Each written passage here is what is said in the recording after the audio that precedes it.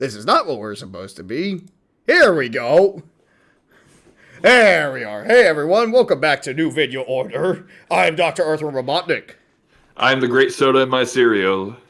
I'm 010. And I am Flex of the Feral Valley. Welcome to the New Vidya Order. How's everyone's week been so far? It's been alright. I've been playing a lot of Binding of Isaac, been watching Lycoris Recoil, finally. Good as hell. This is probably my first time back here in a long time. Well, yeah, but hey, let's give everyone a recap. Get everyone up to speed, shall we? Yeah. Well, I've been playing a lot of Metroid Prime and other things. Like I've been playing a lot of Halo Infinite because the new season just came out as well. So, well, I've been doing a lot of stuff around the house. Prime. Yep, that's Prime indeed. Yeah, that's just Prime. Lately I've been playing God of War Ragnarok. That's been really excellent so far. I'm loving the game. I think I'm like 75% through the game now. Huh. So yeah, I've only heard good things about that game. It is really good. Yeah. Probably one of the best reasons to get a PS5. Honestly, it's so good. And last week I went to an anime convention, which was pretty fun. Hey, where I met Charles Martinet. I met Kyle Hebert, where I got him to sign my copy of Street Fighter V. And I talked to him about Street Fighter media, and even talked about the Street Fighter 6 beta, because surprisingly he didn't get one of the beta codes, which kind of sucked. Yeah, that sucks. But I told him about the fact that I actually managed to get a match in with the only Dark Side Phil, and he was laughing his ass off. Week. Oh yeah, that did happen. I got a match with Dark Side Phil, and I got him pissed off, which is great. That's hilarious. I'm glad that Kyle Aber knows who DSP is. That makes me so happy. And I also gave him a not so subtle recommendation to Heart of Battle. Yeah. No, you didn't. Yes, I did. I said, hey, check out Heart of Battle. I doubt he read it. You did. Oh, God. I hope he did. I also met Eric. I so hope he did. Oh, yeah, okay. I also had met, let's see, I also had met Eric Stewart, which is pretty cool. You are on stream right now. Say hello to chat. Yeah, say hello to chat, Killer Cubivore. Oh, hi. Yeah, we're podcasting, but we're at the introduction sequence. But anyway, I met Eric Stewart. Yeah. I met Eric Stewart, which was pretty good, and he liked my Casey Jones outfit that I rocked, because, and we talked about 2003, which was pretty cool, TMT 2003, because he did the voice for some of the Purple Dragons members, which is pretty cool. Oh, yeah, and something else we should mention, now that it's actually good that Crasher is here now, because we actually had our first local Smash tournament. Oh, yeah, a week or so ago. Great. Bro, that went great. That ending, oh my god. That ending was nuts. Final ending. Oh yeah, let me get the fact that it was a DK that won, and I said Monkey Man when he got the first stock off, and he reversed 3 stock the guy. It was fucking nuts. Dude, I love that they got my references to Joel, where I was just like, oh no, not Monkey. Oh yeah, they did. Monkey. I'm sorry, I don't have much to say right now. I'm focused on something. Oh, that's fine. This is the introduction. This is the introduction. This is the bit that we just kind of let everything ease in. Same. I'm getting things ready for that marathon. Oh, remind me, what's the commands for the shout out, by the way? Oh, S-O. I think it's S-O. And you have to know the spelling of their name. Oh, okay. You mean on Nightbot or on there you go. I was giving him a shout out. Is it Nightbot or a Twitch command? Nightbot. Nightbot figured as much. So it's you need to do the exclamation point SO. Yeah, that exclamation point SO. Dude, I'm in for a long haul in a few minutes. 16 possible hours. That's a hell with it. We'll figure it. Just check out Blue Crasher 01's Katamari stream. He's going to be doing a massive Katamari marathon. And he just got 2 affiliates, so go show him some support. Yeah, show him some support. Please do. I'm going in there, not coming out the same. This is 16 hours of just complete Japanese weirdness. Yeah. Oh yeah, the best that the Ongo has to offer.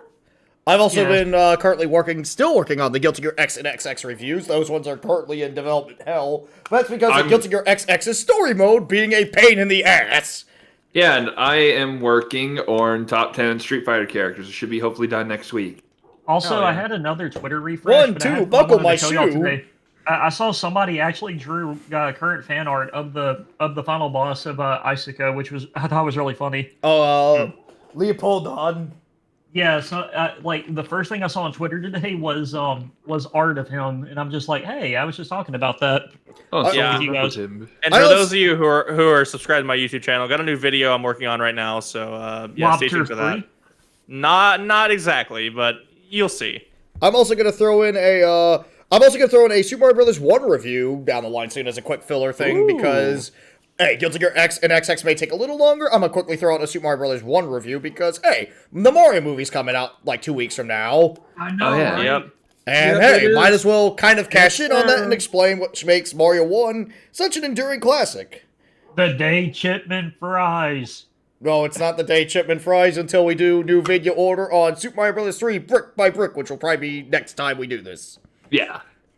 Actually, that would be kind of a cool double part podcast. You could do a spoiler cast on the movie and discuss that. I was thinking about doing that. That what sounds I was like a good thinking, idea, but I was thinking about doing them as separate. But that's just because you have a lot to unpack with brick by brick is the problem.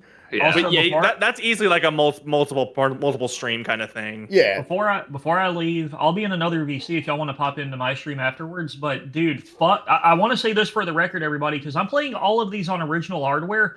Fuck the PS3's built-in HDCP. That's why you get yourself a HDMI. I have a stripper, but I'm just saying, fuck that. Oh, I agree. have It's a terrible. what? I agree You 100%. have a what? Stupid. Excuse me, sir?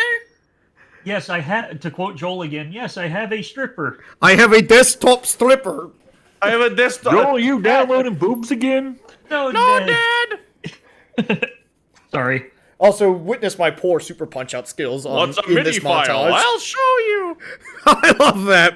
Still, that's one of my favorite destructions. But yeah, also check out. Do feel free to comment on my gameplay skills for better or for ill. Because I have. Hey, you beat the score though. Yeah. Oh yeah. You got number 1.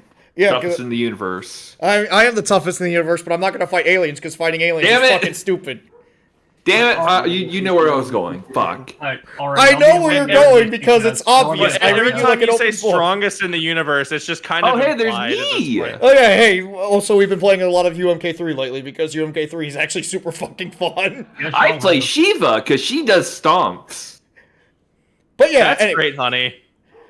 The stomp is funny. imagine Well, imagine a Mortal Kombat that has assists. Yeah, have Shiva's stomp be an assist. Since MK12 is leaked right now, I can't wait to discuss that when that gets officially announced. Oh yeah. Because we'll have a lot to say. But anyway, Yeah. let's move on to our first topic for the day. All right, y'all have a good night, guys. I'm going to start the marathon. Alrighty, best All of luck, right. man. Later. That's Give a Blue lot. Crasher some love, everyone. Hell yeah. Not too We much never though, received just a little bit of about them. love, but Yeah. I guess. All platonic, of course. Yeah. Yeah. Send for him, donate for him, yada yada yada. Anyway, Yeah. Do all the. Yeah. fun stuff. Oh yeah, Ground Pound City. Hell yeah. Okay. hey, What's gonna be hey, our this first is the subject venue to I talk went to about? for Frosty Faustings, right there. It's in the background. Oh shit. That's right. This This is Chicago. What we talk about then, guys? But yeah, first thing we're gonna talk about. This is something What have you assembled us for? This is meant to be like something that we meant to do last week Shiva because Nut hey, Crush, there was exactly. like the original topic was we were going to talk about how live service games seem to be dying by the minute. Yep. Like Rumbleverses dead, Knockout City dead, Multiverses 99% player drop.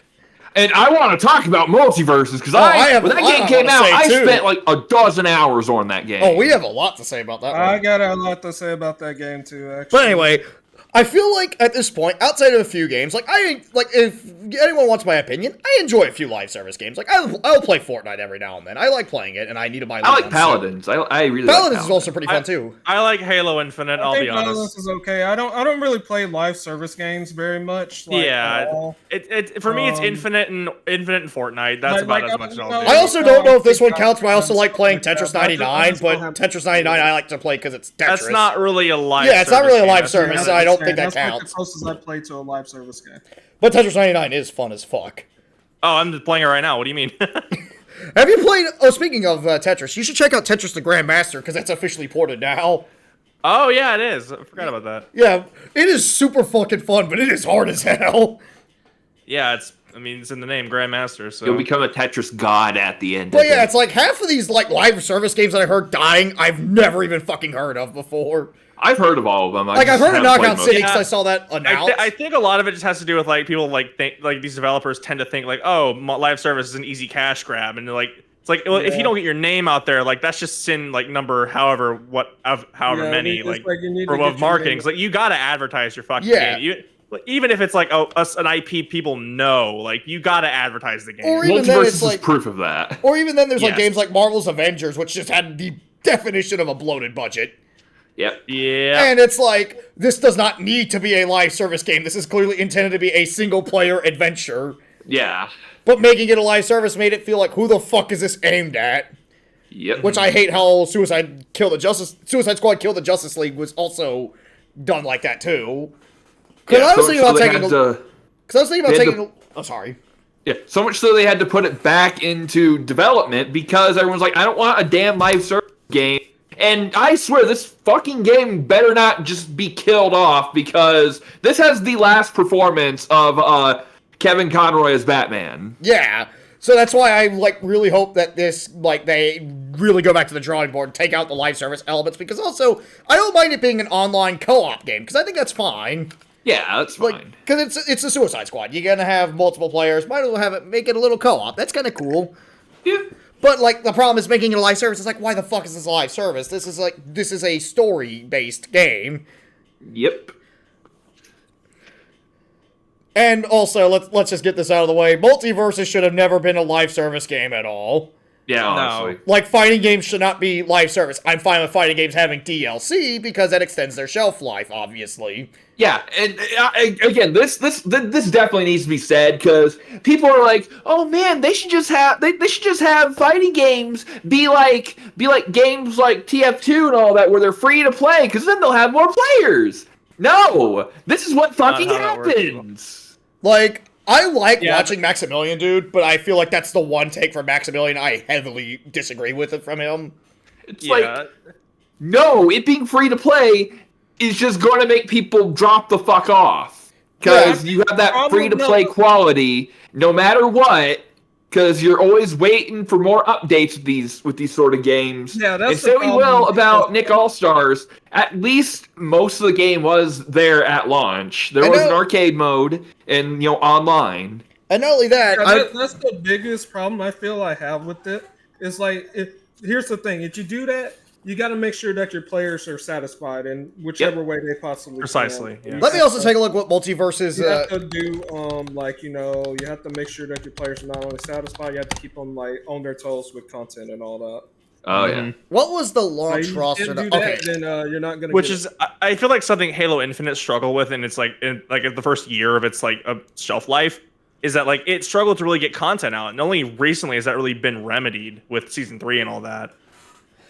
But let me take a look at what Multiverse's launch roster was. So the launch roster was Shaggy, Batman, Taz, Garnet, Finn and Jake, Arya Stark, Harley Quinn, LeBron James, Wonder Woman, Superman, Iron Giant, Steven Universe, Rain Dog, who's an original character, Velma, Bugs Bunny, and Tom and Jerry. Yeah, it's a sizable roster to start off with and expand. The launch roster's all right, but I feel like I do have one or two complaints about it. I feel like there should have been some 2000s Cartoon Network representation, but that's literally just me. Yeah, that's and me wanting Ed and Eddie in the roster.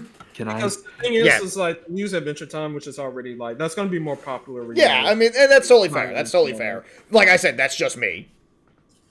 Can I also, now that we're talking about the fucking characters, can I talk about the thing that really killed this game for me? Oh yeah, the balancing. That's what I'm ready for. The balance is awful. Oh yeah. And not only that, the characters, it feels like they took, from my experience, most of us have played anime fighters, obviously. Yes. So, as we know with anime fighters like Guilty Gear, everyone has a gimmick associated with them, right? Yeah. That's what I felt like Multiverses had that as an issue, where each character had too much of a unique gimmick, as opposed to having some degree of pick up and play like Smash does. And I know someone's going to bring up, but... I really didn't feel that problem. I noticed that a little bit, but it was more like, that was just from the characters I happen to want to play. They had some weird gimmick associated with them. That was mostly the DLC characters, really. Well, all of the gimmicks they have, I didn't feel as though that was ever a big problem for me. It wasn't necessarily a problem, No, but it it's was not a problem well for us because executed we're at the used end to of the that. day. But keep in mind, for casual audiences, they might be, what the fuck? Why do I have to manage 3 meters for most of the roster in some case? I mean, I'm not gonna lie. Most of the casual people I know that played the game didn't have that as a problem. I was just Yeah, simply saying honestly. that No, could definitely be not. that could be I was just simply saying that could be an issue.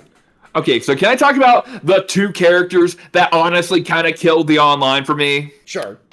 Okay, number 1, Finn. Okay, so like Finn is good. Like that's the whole thing. And like again, I'm going somewhere with this because I have another point after this. Okay, Yeah, go on. So Finn, his whole thing is that he's got really long normals and all that. He's good. He's like arguably too good, but he's not the one that really got my goat. The fucking one that was the worst that they never did anything about, like, balance-wise from all I played. Velma. Velma is, like, the worst. And by that, I mean, she is ridiculous in this game. Okay, so you know how Multiverses doesn't have a block button, right? Yes. Mm-hmm. So, what do they give her? They give her not 1, not 2, but 3 homing projectiles. And the only way to really avoid them is to go in the exact same sort of circular pattern, which, oh, what do you know? She can also attack while these are out.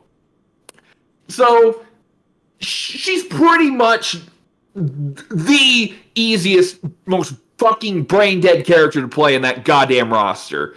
Which, again, the only other point I want to bring up to this is they did nothing about her or Finn, really, but who did get nerfed? Taz. And what was his whole problem? His fucking tornado. But the thing is, you can hit him out of the tornado pretty easily, but it's like, that had no reason to get nerfed. That they just made Taz worthless after that. I say as someone that did play Velma, like, as my actual main, I agree 100% that Velma was kind of bullshit. Yeah, it's like, she's the most brain-dead fucking character in that game! I think another problem I have is that it also doesn't have, like, hitbox priority like Smash or Nick All-Stars did. Yeah. I think I'm not gonna lie. I think the biggest problem, Oh, hey, just for the one. balance is gonna be shaky, and I'm like, ugh, of course the game is gonna be shaky when it's live balance and all that. Oh, yeah, But I think the biggest problem was just the lack of content. Like, Yeah. they just weren't pumping out Yep. updates fast enough. That's where they get you. That's where the Yeah, free-to-play there's, like, games really get no you. content. Killed the game. Like, I know Like, someone's just to say... nothing update. Like, I know someone's gonna be like, but Jesse, you bought DNF Duel. Yes, I did, because I had a gift card. But DNF Duel, I have mean, that's awesome like online two to play. different things, I feel. Yeah, but the thing with DNF Duel is I bought this to play with my buddies, and the online's pretty sweet, and the gameplay's alright. I like playing DNF Duel every now and then. Yeah, and I also want to say another thing about the online with Multiverses. It's got rollback. That's fine. Problem is, most people online aren't wired. So it doesn't really matter. And I definitely have a lot to say about Wi-Fi Warriors, because I I've had a think- whole experience with them playing Guilty Gear XX with Wi-Fi Order Soul I won't fault tryhards. the game for that, because there are a lot of fighting games that have that problem. Like, my God, I hate Wi-Fi Oh, players. Fantasy Strike, I They're was very just critical playing- about people playing mostly Wi-Fi. You can't do a damn thing about it, too. Yep. Yeah. Whereas, like, other fighting games, like, Tekken 7, like, despite how that game's online is literally trash, I can at least minimize the garbage experience by saying, oh, this guy is Wi-Fi. I'm not fighting this guy. Yep. Whereas Multiverses, you really couldn't do that. Yep. Oh my god. I mean, Multiverse has crossplay, but it's like a lot of other fighting games now have crossplay, too, and play way better. Yeah, honestly, like it's not even special at this point. It's like I could play some KOF 15, which I should do because I bought that game since launch. I hadn't really touched it that often. Which Yeah, I feel I guilty need to about. start playing KO 15 way more. Honestly, Like, and I bought the collector's edition too. yeah, like it's like again, I don't have a problem with the game. It's just again, I just haven't found the time to play Yeah, it. it's really weird for me because I love KOF. Like I did the KOF marathon last year, which is still one of my favorite things I did. Yeah. Especially because it gave us our love for Robert Seagal. Yep. But anyway, yeah, Multiverses Robert. definitely needed a lot more content for sure. Like, it's just the lack of content really did Multiverses in. Oh, abso-freaking-lutely. Like, it's just, and the problem is the updates got really slow, and from what I heard, there was like a skeleton crew working on the game, which is never a good sign. Yeah, the problem is just a lack of updates. Allocation of resources is clearly not doing well over there. And, that probably also adds to the issues with the balance patches. So, bad management and then lack of updates. I don't know if the story mode has saved the game, honestly, Blacksmith, because I played a lot of fighting games that have story modes, and some of those story modes are never a good thing. Like MVCI. MVCIs I'm going to be merciful with, because I'm about to bring up Tekken 7 story mode. Oh, yeah, Tekken 7. That story mode is trash! And I remember people were like, oh, wow, yeah, Street Fighter 5 needs to look at Tekken 7 on how to make a story mode. All right. No. Is that the one where they forgot? Yes! Yes! It can turn into a devil! Yeah, that's an actual fucking thing! They're like, oh yeah, they forgot Kazuya could become a fucking... devil. Oh yeah, I agree with River Slinky on this. CN Punch Time Explosion had more content than Multiverses. It did, it's the better game, too. Don't fucking at me on this. Are we sure about that? That made my Yes, list it's more fun to play. Okay, it's more fun to mock. I will agree on that. It is certainly fun to mock. Okay, I zoned It's out. way more fun. I will agree that it's technically more fun to play if it's just for the sheer fact that you can mock the game heavily. Yeah, Grim's way more fun than most of the cast of It helps that we Multiverses. played the Wii version for the worst fighting games list, which showed that the PS3 version that I had before... I would never say Punch Time is better. Okay, play the Wii version, because the version that we played was the PS3 version, which was actually a glitchy... As flawed as Multiverse is. Oh yeah, oh hey, we have a fellow Grimmane in the chat. Shout out to the Grimmanes. Base Grimmanes. Grim Chads rise up. But anyway, yeah, like, man, Multiverse is just disappointed me, because it's like, if you look back at my 15 worst fighting games list, I spoke very highly of the game, looking forward to it when I was talking about Punch Time Explosion. Oh yeah. Oh well, that's what naivety does to you. Yeah, don't ever say that word again, though. If you know, you know. If you know, you know. That's all I'm gonna say. You just crossed the line. Now you really cross the line. Let's just say You're gonna get on my bad side. Don't get on my dark side. Yeah. But anyway, speaking of dark side, have you guys seen side scrollers from Stuttering Craig?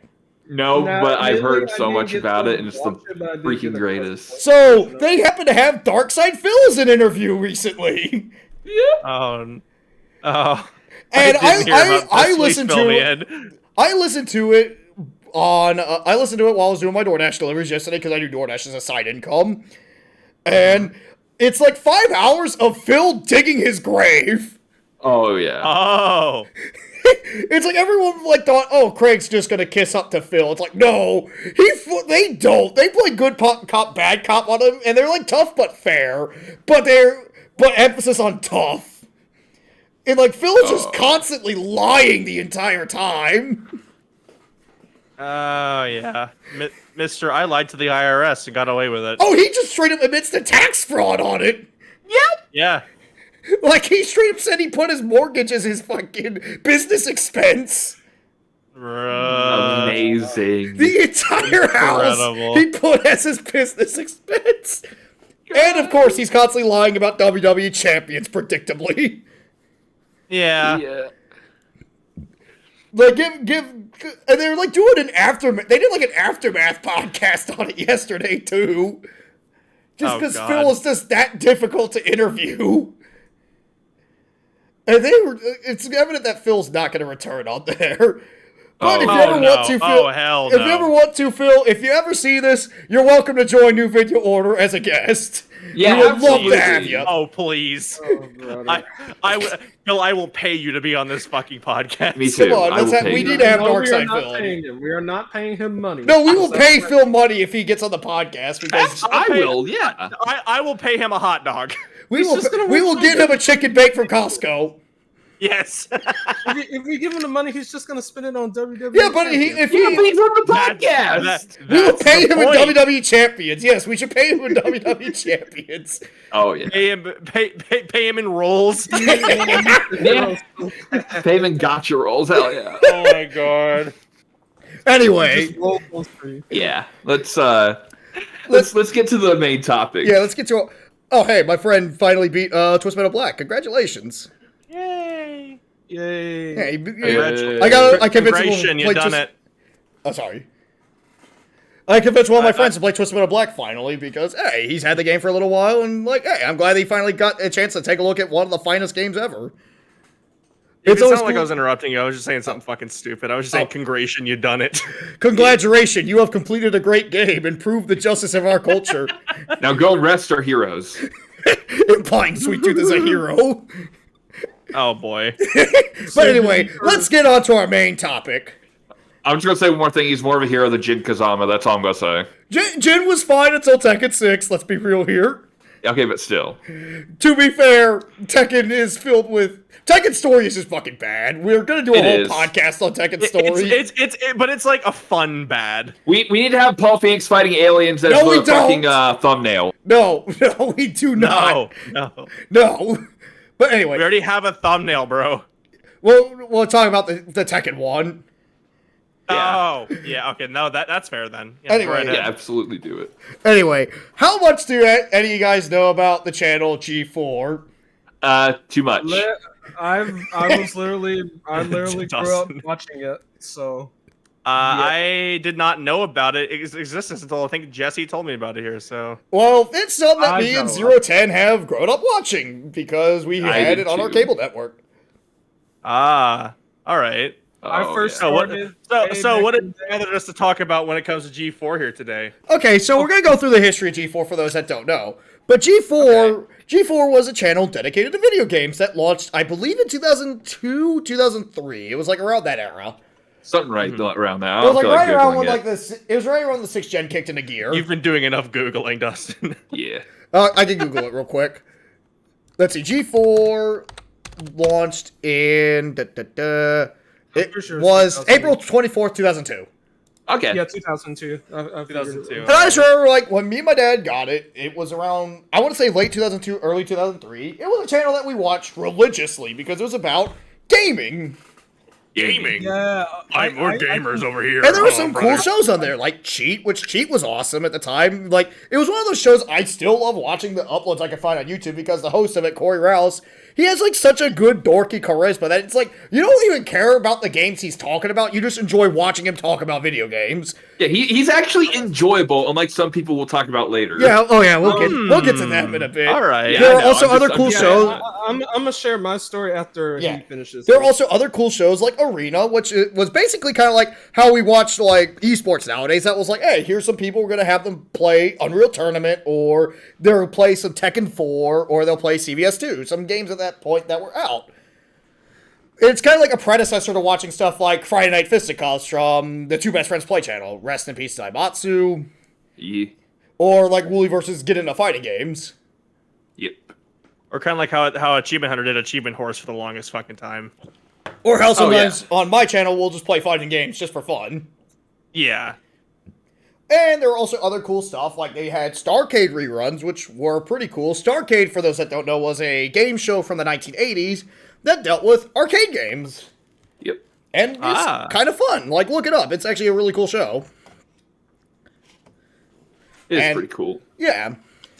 And also, I believe there's also Icons, which Icons I gotta talk about. Icons is a really, really good documentary series about the history of video game icons like Shigeru Miyamoto, Keiji Inafune, or like genres like fighting games, or certain video game series like Mortal Kombat. And despite, like, you know, having stuff like Digital Gaming, it still holds up, and it's kind of interesting to see certain industry figureheads like Geoff Keighley look really young. Oh yeah. Geoff. Yeah, I remember Geoff. seeing some of those. I saw a younger Geoff Keighley, and that just blew my mind. But Yeah, I saw a younger Jeff Keighley recently because he did some bit on like a news channel. It was really bizarre. Seeing Oh, him that bit! young looking. The Mass Effect thing. Yep, that's what I saw. You know exactly what I was talking So about. have you played the game? No. Well, there's your problem. Yeah. There. Instant way to destroy your. What's so funny about that too is that the woman he's talking to is like, oh, well, there's a study that found that people can't tell the difference between video games and real life. Like, what a fucking claim that is. There are some people that can't tell reality from fiction, but that's like, I would say that's like 1 out of 100 people, Yeah. That's and it's usually and people. that's not exclusive to games either. Yeah, like it happens with movies. Like look up the crazy taxi driver guy, Yeah. and you'll see like my exact point. So I wasn't. wait, I'm almost finished. However, in the mid-2000s, they acquired a little show from Tech TV called X-Play, which we're here we going to get into that in a bit. And X-Play, I remember as a kid not liking a lot. Something just bothered me about the hosts, Adam Sessler and Morgan Webb. Yep. I don't, but I couldn't Mainly put my Sessler. finger on it as a kid, because as a kid, you may not like something, but you don't know why. Yep. Yeah. And as the 2000s wear on, we get Cops reruns on G4. That's like most of their network, honestly. Yeah, I remember when it's like, I remember as a kid feeling like, man, remember when this channel used to be about video games? Why is it showing a bunch of Cops reruns? It's like, there's no reason you need to keep airing Cops. It literally has nothing to do with G premise. However, as I discovered later on, they had some decent programming still, like Code Monkeys, which is a very Code Monkeys, that's the good shit. Code Monkeys is a very good adult animated cartoon series that plays around with video game tropes. Our view of the joke's kind of dated, yeah, but most of them come from Mr. Larity, who you're not supposed to agree with to begin with. He's just Bobby Kotick. Yeah, he's just Bobby Kotick. Yeah. He's just straight Bobby Kotick. Like, no exaggeration, he's Bobby Kotick. Yeah, absolutely. Activision. Oh, it's time to go to the Cosby Suite. Okay. Okay. Holy shit. He would totally say moving that's not the You worst committed thing a he little would say too hard is to the the problem. bit. I respect it at the same time, but still. That's not the worst thing moving on. Mr. Larity would say in the show. Oh is the yeah, thing. honestly. He has a quote of a certain. He has a quote of a certain notorious dictator that he keeps for insurance. Yeah, that guy looks like Charlie Chaplin. That we can't Oh. mention. Oh. Yeah, he loves that group. He loves them. But anyway, Okay. but yeah, Do- and what else I say? And in the Twilight years, hey, they had some alright content, but it was just clear the magic was gone. Oh, yeah. Oh, Um, absolutely. If I So, may talk about okay, so I'll talk about experience too. So Yeah, I actually got into G4 way later than you. I think you did, probably about 2 or 3 years afterward, because I started watching it around 2006, and this was I think when God of War 2 had recently came out and all that. And one day on TV, I was just flipping around different channels. I was just curious, and then I saw this review for video games. I was like, video gaming content on TV? That's crazy. They never do that. And then lo and behold, I watched it, and that was my first ever glimpse at G4 period was this random X-Play review. And it branched out from there. I kept watching because I really loved that channel at the time. Now, I didn't have a problem with Adam Sessler at the moment because I just found his reviews funny and all that because, as a kid, you don't. oh, yeah. As a kid, we about think stupid shit is funny. Obviously, yeah. Oh yeah. And then outside of X-Play, which I really loved because their jokes and all that at the time, there's Attack on the Show, which is also good. I didn't like it as much because it didn't have video games as often, but what it did have there eventually grew on me a lot. And Yeah. I watched a bunch too. I watched Cheat a little bit, but unfortunately I joined when it was out the door, so oh I got yeah, to see- you saw the era that didn't have Corey Rouse either. This is when they replaced him with someone else. yeah. Oh, and not as then, good. And it's like, I know somebody go, oh, it's because it's a woman. Not necessarily. I don't. Not really. The problem is she didn't have Corey Rouse's, absolutely dorky charm. She just felt robotic. Yeah, honestly, she wasn't even really she wasn't even trying to show a big person. To be fair, I could also attribute that to also, this is when gaming didn't really have cheats as often either. Yeah. And it was also because at this point, Cheat was merged with G4 had merged Cheat with X-Play. And the weird thing I'll go into that in just a bit. Right. And the weird thing also is like, okay, sorry, go ahead. Actually, it's just so further along, the year, sadly, their content starts to drop off slowly. I mean, they still have their E3 presentations and all that, and they do marathons for that. And I was like, OMG, this is so cool. And I just waste time watching that. And then, they start bringing in shows like Code Monkeys, and I was insanely focused on that show. Like, every time it came on, I had to watch G4 for that.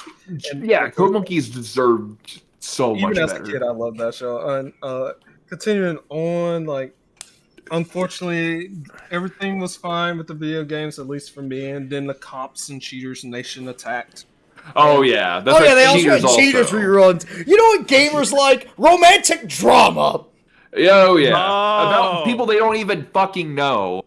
Yeah, and then there was no Avatar to save it. Outside, I mean, they did have like those random Marvel anime things, which were pretty cool. Like seeing the X-Men and Wolverine and Blade and style was really cool, and they did show that pretty often, which was something I could appreciate, at least for being like a geek and stuff like that. But unfortunately, eventually, Cops and Cheaters reruns ended up consuming the network, and their shows fell off. And eventually, it got so bad it got taken off cable television, like in 2020, and then I couldn't even watch it anymore. Oh yeah, it's like taking off for like 2014. Yeah. And then that was the end of that. And like it got taken off my package, like I think in 2013. Yeah. I think like it was off my package like 2012, 2013. Like I didn't know it persisted until 2014, but it was like I also want to talk about one thing I forgot to mention: the block movies that don't suck. Yeah, I got to talk about something about that too. Look, I think the only movie I ever caught on it because my dad found it was the Tekken 2010 live action movie. Yeah, for some reason that's there. The one where Kazuya's played by a white guy. Yeah, and he like bangs the Williams sisters while whining about how much he hates his dad. Yeah. Yeah, that's an actual scene. That's an actual fucking scene. Here's something though I will give movies that don't suck. It is the first time I ever saw RoboCop, which is my favorite movie. Oh yeah, RoboCop's a great movie. I love RoboCop. But it's just funny how they had like the block movies that don't suck, and the first movie I catch on it is Tekken 2010, a movie that most certainly sucks. Oh, abso-freaking-lutely. It's also terrible. Chrissy is played by was Chrissy played by a white person? I don't remember, but she's Brazilian in canon. Yeah. Tekken 2010. Oh no, that's a 2009 movie. Wow! I thought it was 2010. Yeah. No, it's 2009. Oh no, okay. It came out in 2009 in a film festival, March 2010 in Japan, July 19th, 2011 in the United States. And that's when I saw it was like in 2011 because it was around, I want to say November 2011 when they broadcast it. Anyway, Kelly Overton as Chrissy Monteiro. She is an American actress. Real great there, Tekken movie. Congratulations. Oh, yeah.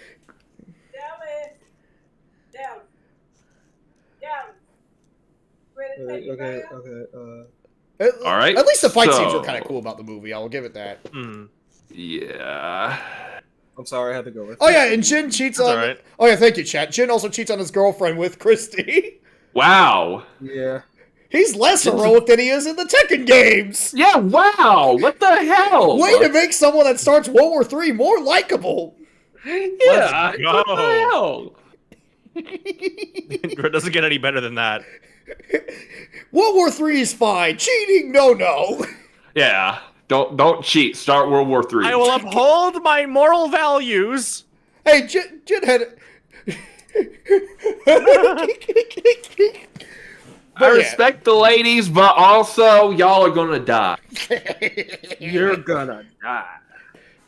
Also, we got some Killer Instinct gameplay footage here. This game's kick-ass. Remember, kids, romance is more sacred than the entirety of the world. Hey, Jin had to stop Azazel. It's justified.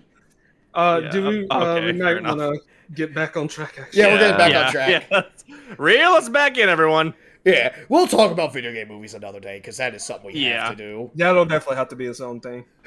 I have a lot to say about some movie types. I have a lot to say too. But yeah. But anyway. But anyway, hey, despite everything unlikely, G4 came back last year, surprisingly. And Yeah. oh boy, did it come back. Lord.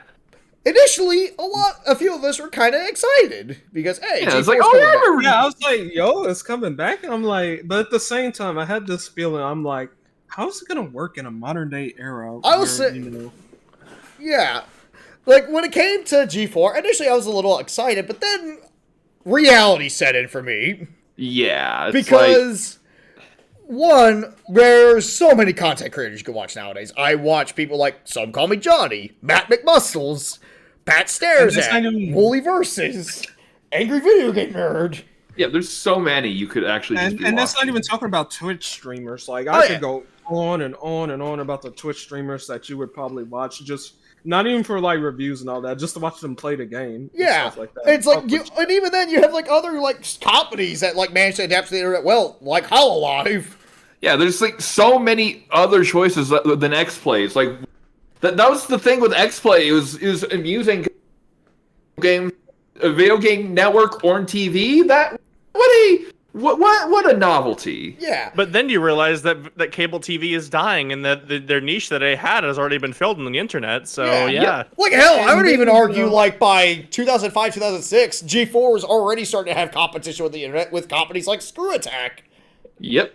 Oh Like, yeah. I remember in middle school and high school, I religiously watched Screw Attack's top 10 list all the fucking time. Screw Attack was fucking awesome. Like, I watched that, I watched Angry Video Game Nerd when I discovered him, and found his content way fucking better than fucking X-Play, which we're gonna get into that in a bit, trust me. Yeah. I can't wait to fucking talk about X-Play. Oh boy. Okay, I want to say this though. Like, it's okay if they want to come back, just as long Yeah. you know. They just gotta be streamers ready are to done, adapt. Everybody has their They niche. they gotta have some novel idea, I And- think, if and- they're really gonna take it seriously. And to and be fair, personality and good hosts. Like, Yeah. there's a way to still stick out while it's still having the same content as another channel. Like, there's plenty of ways you can do that. And- but So hey G4, Oh. are you gonna bring back Code Monkeys? No, we don't want to be that kind of gamer anymore. oh yeah, they did bring back We'll Code talk Monkeys, about which that in felt a little weird. Oh, I can't wait. I got a lot to say there. But it was like, I do think, honestly, they did an okay job trying to adapt. Because, A, we're going to have a YouTube channel, and we're going to have a Twitch channel also to yes, and broadcast our that was a content. smart decision. On Yeah, that. that And, wasn't yeah. inherently a bad idea. And, A, they made sure to get some significant people that were knowledgeable about video games, like The Completionist. Yeah. yeah, there are. And they also had a few other people. And again, they got returning veterans like Kevin Pierre and Adam Sessler, which we'll get to him in a bit. Oh, I can't wait. Oh, brother. We'll get to him. We're building this up because this is going to be one of the best things to Yeah. talk about. And they It's also just the calm before the storm. Let's put it that way. they also happen to get Scott the Woz to play on the show as well. They happen to have that as something to air in between shows, I believe. What was like the modern thing of G4? Because I did not really watch. I didn't even know G4 existed until the middle of everything when a controversy erupted, which we'll get to that in a bit, trust me. G4 new lineup. Da, da, da, da, da. Yeah, forgive me. This is actually one of those bits that it's like I have to do some research on real quick. Relaunch. Okay, yeah. Airing select episodes of Scott the Woz that air on G4 1-hour blocks. And the network officially relaunched November 16th with a marathon of Ninja Warrior. And yeah, so basically it's just, from what I'm getting at, it's just mostly X-Play attacking the show and Scott the Woz. Oh, wait, I forgot to mention something. I forgot to mention a show that G4 also played a lot. The International Sexy Ladies Show. Oh yeah, Which is just softcore porn on TV. That's literally all it is. let's also talk, that reminds me of also one show I Hey, forgot you to know mention. what gamers are? Mindless automatons that have a porn addiction. That reminds me also, I have to talk about one of their original shows from 2003, Cinematech. What is Cinematech? Basically, it's them playing random cutscenes and gameplay footage from random video games. Not inherently a bad idea at the time, because, hey, YouTube wasn't a thing, and hey, just show some games in the middle. It's just a good way to showcase some games that people might want to take a look at. However, as the years went on, they had a version for After the Watershed called Cinematech Nocturnal Emissions. If you guys don't know what but it's nocturnal very emission means, questionable. it's where you jizz in your sleep. Oh God. What? So this is where they show sexy moments from video games. God. Oh, brother. And what they used to Oh, debut it. Have you guys seen the Guilty Gear X anime trailer from... Oh. You know, the one with the really shitty voice acting? Falling. Yeah, that one. Yeah. Well, they had a bit where Dizzy was going through her transformation, and they apparently interpret that as her being in orgasmic bliss. Wow. If you know the context of that, it's her screaming in fucking pain. Look, I just have a torture fetish, okay? I know Sessler didn't make the show, but he must. Adam Sessler probably thought, hey, whatever, what's the difference? What's the difference? It's a woman and she's using her mouth. Who cares? And she's clearly not dressed. Oh, dude. Yeah. Okay, so are we ready to talk about our main topic? That yes. was Drop the please. bomb. Here we go. X-Play. Oh. I think of all the shows that has aged by far the worst, it's X-Play. It is aged like milk covered in baked beans and Covered like a in banana. vomit. It's been adrift to the ocean for 3 months. Yeah. And set on fire. Yes. Yeah. Basically, X-Play What a fucking hell of a sucks. mental image. X-Play. And I know someone's gonna say, "Oh, you guys gonna talk about Frost?" Yes, we are, but not the Yeah, way you're gonna think. Actually, Yeah, honestly, because I I don't have a watched the problem with Frost it. thing where she called out people. I can't say that I don't disagree with her because, honestly, yeah. hey, Morgan wasn't on the show, and naturally people were gonna be like, "What the fuck? You're not Morgan." And I would like to believe that there were some genuine comments that were nasty to her because, hey, Yeah, some and, people. and I understand that. Like, again, it may have come out a little nowhere to, just say that to get that on the line. Yeah, and it doesn't help that you have some channels like Geeks and Gamers that clearly were reactionary about it. Oh, yeah. But let me just say, channels like that can fuck right off. Like Geeks and Yeah, Gamers honestly. fucking suck. Geeks and gamers can just like, oh my god, they can suck a fart. Oh, Yeah. God, we just started a war. I mean, I agree Yes, with we what did. you're saying. Fuck You them, know but what? still. Yeah. I'm Let's, getting my spear. We're going to war, boys. Let's Okay, hell declare yeah. war. Geeks and Gamers are coming for you.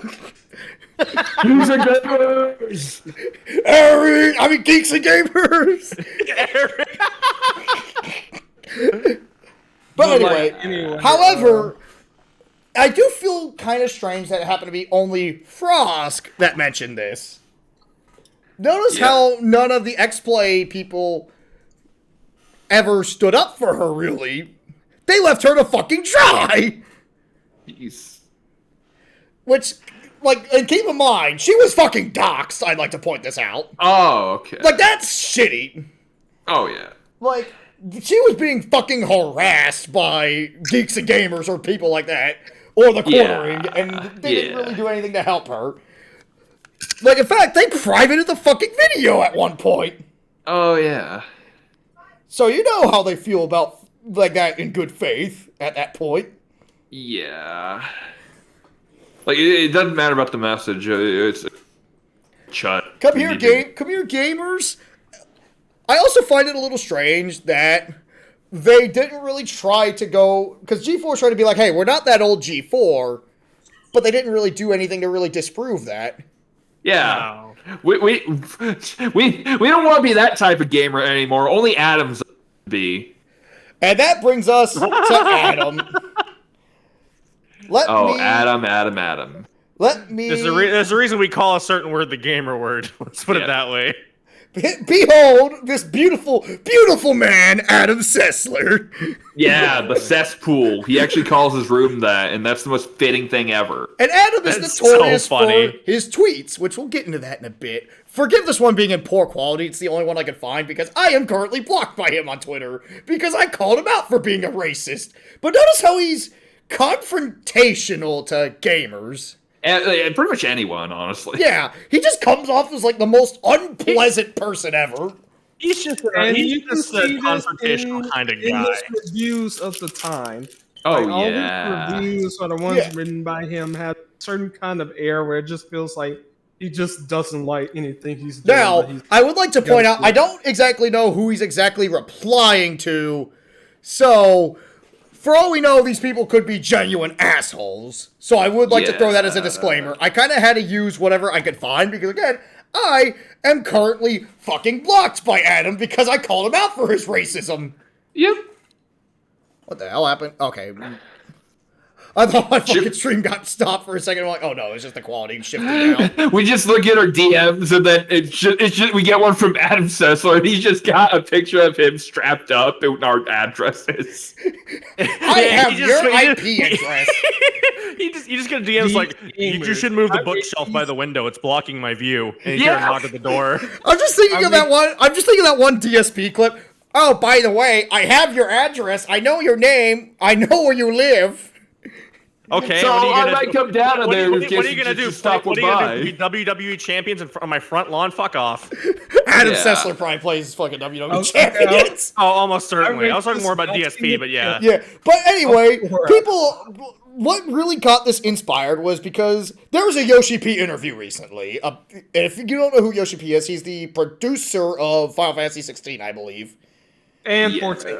He's the main director of Final Fantasy 14. He's currently developing production. Final Fantasy 16 that's coming out. We had an interview. But Final Fantasy 16 is coming out soon and looks really good. I'd like to point that out. But anyway, there was an interview where he basically said, "Hey, the term JRPG, which for those that live under a rock stand for Japanese role-playing game, has a nasty stigma in Japan." Because of a lot of American games journalists. Yep. Which also led to stuff like Keiji Inafune's westernization of Capcom, which granted got us some good games like Dead Rising, but it was also responsible for Bionic Commando 2009 and Devil May Cry 2013. Yep. And of course, yes, we had to throw an ass for our initials there. You just have to do that. Yep. Ass? Because we were playing UMK3 and one of us got the winning streak. Oh, nice. Classy. But anyway, so someone also brought up and so a bunch of game journalists started being like, "Oh no, we didn't do that," and people started digging up receipts. Yep. And then we get a tweet that has a video of a Biden Carlos. Yeah, Biden Kaidos review from X-Play. Yeah, there was a Biden Kaidos review from X-Play from 2006 that basically was just filled with the most racist fucking humor ever. Yep. Yeah, like sucker. Yeah, where they just because the protagonist's name is named Saki, and they just keep yelling sake, as in the Japanese beverage. Yeah. And it's like the most unfunny racist shit ever, which I swear DSP is somehow less racist. Somehow. You mean to tell me that Mr. Chicky Chang Wang himself Let's not say that on stream, buddy. Yeah, that's what I'm saying. Yeah. All right. But we're quoting DSP. No, we obviously are not racist against Asian people. Let's get that of course disclaimer. not. But that is a quote DSP has said. That is a quote from DSP. That is a quote. Context is important. For any Twitch mods, that is a quote. That is a quote. We are not saying anything harmful. I apologize for that. Goddamn. But no. And trust me, I have a lot to say But no, Adam is somehow more racist because of quotes he said. But anyway, Adam got fucking pissy with this review. Like when someone brought it up and goes, "Dude is angry. I did not give his boner stimulator game a 10 out of 10. It's like, what? Way to like not only like assume something about a game that you yourself reviewed, but also assume something about the person who was trying to say in defense of Yoshi P's statement regarding the unfair treatment that a lot of Japanese game developers got in Western press releases at the time. And not only that, hey, guess what? He decides to double down like a little bitch. It's more like double, triple, and quadruple down. Yeah, as you can see right here. All the bells and whistles. He says, and I quote, "I'm willing to be your racist today, just as I've been your drug addict, your censor, and your homophobe time and again. It seems to serve a purpose, and I have no image I care to maintain that I'll let it run the same course as all the others. Wow, my replies are a stirring reminder of just how happy I am of getting out of the circle jerk of sophomoric narcissism that is gaming these days. Wanting an apology out of my opinion. Wow, I got lots of shit to reckon with in my life, just not my take on a juvenile subgenre." Wow. That is fucking fucked. garbage. And it's First like, of all, Garbage human being. Genuinely garbage. yeah, genuinely cannot say fucking about- garbage. He cannot say he is. You giving like out you this can say you don't like like Japanese RPGs, but like no, what you did was fucking racist. Yeah. And Like, yeah, you said a genuinely- lot of other things that are like that are Also racist. like homophobic, Yeah, transphobic. in fact, that reminds us. So naturally, He's got a laundry list of names you could call him. Let's so put it he's that got way. a little naturally, list. people went through all the old X-Play clips they could find on YouTube. Oh, And God. boy, did they have a lot to say So about you have literally a lot of every quotes that sport were and written, like, there's a Soul Calibur 4 review that went infamous for a quote they had about Ivy where they said, and I quote, please don't take this down, where they said that Ivy, quote unquote, looks like a transsexual hooker. Yep. Oh, And that's my just God. like, what the Nowhere. fuck is wrong with you? Literally Yeah, out of nowhere. It's like I'm watching a damn video game review. What the fuck is wrong with you? Yeah. But no, it's his opinion. You don't understand. You can't be mad. And granted, that was a review Morgan narrated, but I'm more than likely willing to believe that Adam fucking wrote it. Yeah, honestly. Yeah. Like, it's just like, and yeah, you could make the argument that he adds a different time, but even then, that still does not. Yeah, that clear him doesn't in justify any it. way, shape, or yeah, form. Yeah, like, Drag The Queen in problem Twisted is, Metal like- 4 comes from a different time. That does not mean Yes. I'm willing to be merciful to Drag Queen from Twisted Metal 4. Yeah. The yeah. fact that You know how he didn't move. you know on. what? You know what also existed at the same time that review's probably written? RuPaul's Drag Race. Yep. I've never heard of it. I've heard of it. Really, it's a long-running like Drag Race show. Oh. Yeah.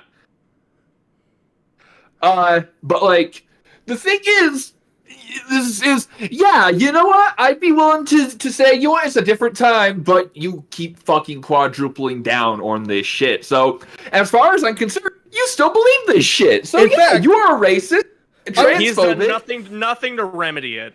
In fact, Yep, I would like to nothing. bring up this tweet right here that I saw. This is not an Adam Sessler tweet, but this is a tweet related to Adam Sessler, where it says, folks like Adam Sessler were largely responsible for creating the racist way folks talk about non-US games today, as well as the reactionary weebs that insist social issues don't exist in Japan while exotifying the place. For many Asian gamers, this is not a new conversation. Which, honestly, I agree with this tweet 100%. Yeah. Oh yeah. Oh, I Like- just have. Let's just start off by going over one thing that Adam Sessler loves to say in any sort of like Japanese made game. He's like, "It's Japanese. It's weird. Yeah. It's funny." Oh, he's one of those. Yeah, guys. it's like, oh, look, those Yeah. quirky Japanese games. It's like, and it's not like a tongue in cheek thing. No, it's very clearly he has some Not- fucking not issue with Japanese coded- games. Yeah, not coded as in like, oh, there's something unique about the weirdness of these games. No, it's just like, what the fuck, man? Like, Yeah, it's and add in some like I watched this Tekken 5 review recently, which is I would also say really fucking bad. And I was supposed to say, but he gave the game a 4 out of 5. He liked the game. That's fine, he liked the game, but the review is a bunch of unfunny fucking jokes. yeah, that's a big problem with X-Play is that they won't tell you what exactly is wrong with the game, but then they'll give it like 3 out of 5. Like Diddy Kong Racing DS, like that game's not great from what I hear, but like his only real complaint is that the touchscreen in DS like hardware integration, and that it's not Mario Kart DS. Yeah, which is a shit way to really explain what something. makes. Yeah. I mean, granted, Judgment Day also had this issue, which I can't believe I forgot to talk about Judgment Day. But let me also just talk about Judgment Day real quick. Judgment. Yeah, go ahead. We'll talk about it after this because Tommy Tallarico is an interesting figure. Oh yeah, So remind me about that. yeah, no problem. Anyway, like this is a problem that most of the review shows like that in Judgment Day had. A lot of the reviews do not explain it, but the problem X-Play doubles down on it by having a bunch of unfunny fucking jokes. Yeah. And some of the quotes have really aged poorly. Here's one quote from the fucking Spider-Man Friend or Foe review, which I'm going to apologize for this one, because this one actually really got under my skin. Now, Friend or Foe is a game that's notorious for having really simplistic mechanics. It's a very Like Technical Bacon Productions, which I would highly recommend you guys check out his channel. He has a really good channel. He covers Friend or Foe in a list of God of War clones, and he heavily criticized the game for simple combat. So this isn't Adam whining the game is too easy, which is inherently the bad problem. No, that's fine. A lot of people don't like Friend or Foe. Yeah. The problem is this quote Adam said about Friend or Foe, which he says, the mechanics are so simple. Like, I'm going to really apologize for this one, because this is a very bad fucking quote. Oh, it is. Because this quote is ableist as fuck. But anyway. We don't stand for this. This is just a quote from an idiot. Yeah, do this not ban this, please. Like, this is a genuinely awful quote, and we need it for the actual historical purpose. This is for contextual purposes only. We're establishing context here. The mechanics are so simplistic that it feels like it was designed to help autistic children overcome their fear of video games. I have no fucking words for that. Yeah. Wow. Yep. Yeah. Man, I actually nearly crushed my fucking soda can when I saw that. Yeah. Because I think I do not need to... I don't blame you. For those that do not know, I actually fall on the spectrum. As do I, yep. And a lot of the games I play tend to be, obviously, mechanically complex. Like, I am a huge fan of the Guilty Gear series, obviously. Mm-hmm. Yeah. So it's a huge slap in the face for anyone on the spectrum. But So it's what just do you his say about opinion. that, You can't Adam? get mad at him for his opinion. Yeah. Well, Is it my opinion? He's like, shut up. also, No. for people Yeah, trying shut the fuck up. Your to... opinion Also, is for shit. people trying to do... It was a different time. There's no justification for that. I'm sorry. No. Oh, there- and if he thought that like, he there's no wouldn't- justification for it, mostly because he's never shown any remorse for Yeah. saying that kind of stuff, too. Yep. So, It's like, I'll admit, I've said shit I'm not proud of 10 years ago. yeah, I'm pretty sure everyone has. Yeah. Yeah. Like, a lot But of the us thing say is- bad shit. Like, this isn't us being the joke police. I would like to give that as a disclaimer, but the problem is, these Adam jokes was a aren't full-grown fucking... adult at this point, too, so... The problem is, this is not funny jokes. These are, what the fuck are you smoking, Adam? And I don't want it. Yeah. It's just like... It's a fucking Spider-Man game review. It's an E10 rated game. Why do you need a joke like that? Yeah, It's it's not like... even a joke. That's just a straight insult. Yeah. That's just like that is just like a fuck. That is borderline a slur at that point. Yeah. Oh, yeah, they do heavily use that one certain slur, too. Yeah. Oh, I'm You sure wanna they know what's do. Also, they don't just stop there. Yeah. They'll even make fun of recent tragedies. Oh, yeah. at the We time watched their that review had of... people die. Yeah, and we suffer. watched their review of Dragon Quest Rocket Slime, and Adam straight up makes a joke about Hurricane Katrina. And for Which those that oh, don't know, Oh, After And- that which is by the way something a few of us like in our group like are pretty heavily affected by because we live like in the south like Yeah. where like that's I hurricane didn't really struck. have So- any was severe only a issues, few but months after my that fucking happened. power went out for a week. Yeah, so did mine. And I would like to also point out, Dragon Quest Rocket Slime came out 2005, 2006. yes, Hurricane only a few Katrina months. struck in 2005. August 2005. I remember it vividly. Yeah. Like, when did Rocket Slime come out? Because I remember I had a GameStop fucking magazine at that point. Dragon Quest... I can look it up for you. I got it. I'm typing it in. Okay. Dragon Quest Rocket Slime came out in December 5th, 2005 in Japan, and September 19th, 2006 in North America.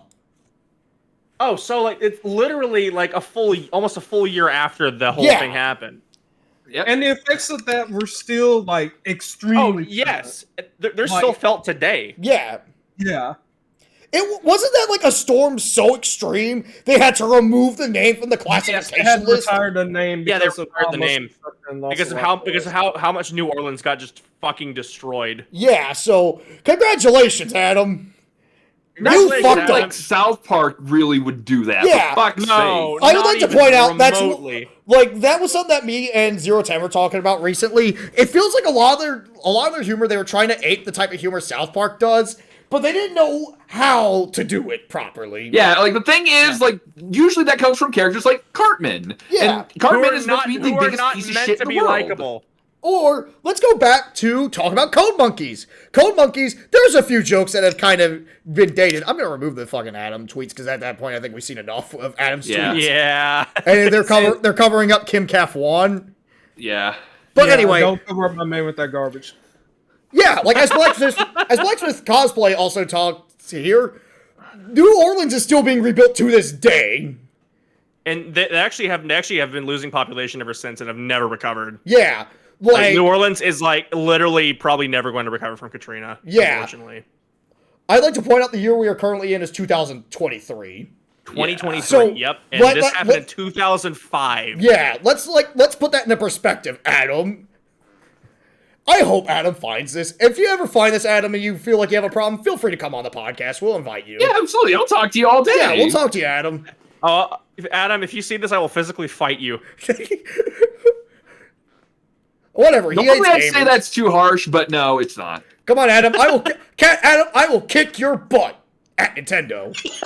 Yeah. Yeah. And I'll Mario beat your Kart. butt at Street Fighter. Come on, Adam. Let's play Twisted Metal Black. 1v1 me and Twisted Metal Black, buddy. 1v1 me Guardian Halo 3 BRs only. 1v1 me Ultra Fighter Kyoto 2. Yeah. Oh, but that's a Japanese game. He wouldn't like that. Oh yeah, good. That's the point. It's supposed to be his hell. Yeah.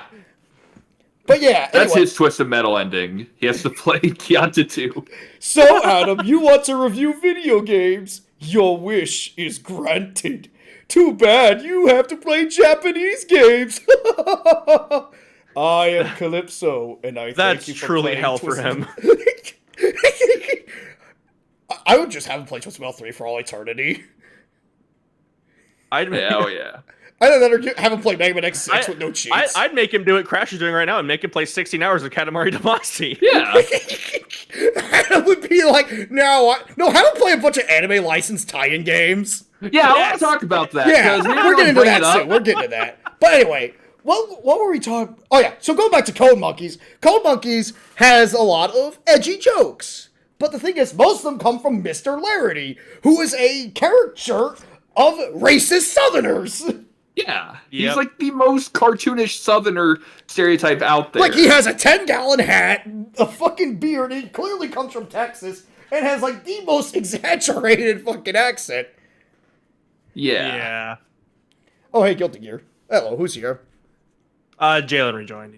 Oh, okay. Oh, yeah, right, because sometimes his mic glitches out. Right. thank you. Yeah. My apologies. My internet is my PC is very difficult sometimes with Discord. I But apologize. yeah, so anyway, they also review a lot of anime licensed tie-in games. And I'd like to throw a disclaimer. I don't think every anime licensed game is good. There's obviously going to be shitty ones. Like Dragon Ball Z Saga's trash. That game is fucking horrible.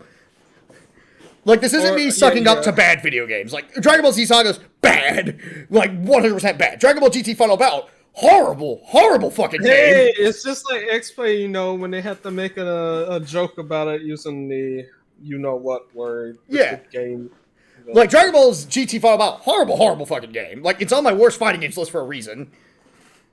But there are good anime licensed fighting games, like Budokai 3. And I enjoy a few arena fighters. Like, I like to play One Justice 2 every now and then. But, hey, seeing how fucking xenophobic they are, I'd like to see how they would review Jump Force, which I've made it clear I do not like that game. I would love and hate that at the same That time. would be Adam's hell. He has to play Jump Force. Oh, man. You have to play Jump Force for all of eternity. Jump Force fans in hell, they get to see people play good games. Play Jump Force on Switch. Oh, yeah. You do not. The Switch will always be charged. How bad is, like, the Switch version? I'm super curious. That's the PS4 version. I The can't PS4 imagine version it's good. struggles to run on my PS5. Oh man, I can't imagine the Switch version it really runs at all. Like, I had the PS5 and I downloaded it back to my PS5 during the I'm Christmas willing party. to bet if you buy it on Switch, the cartridge is just an expensive paperweight. But anyway, It so would probably be Adam yeah. has a lot of hatred to anime fans.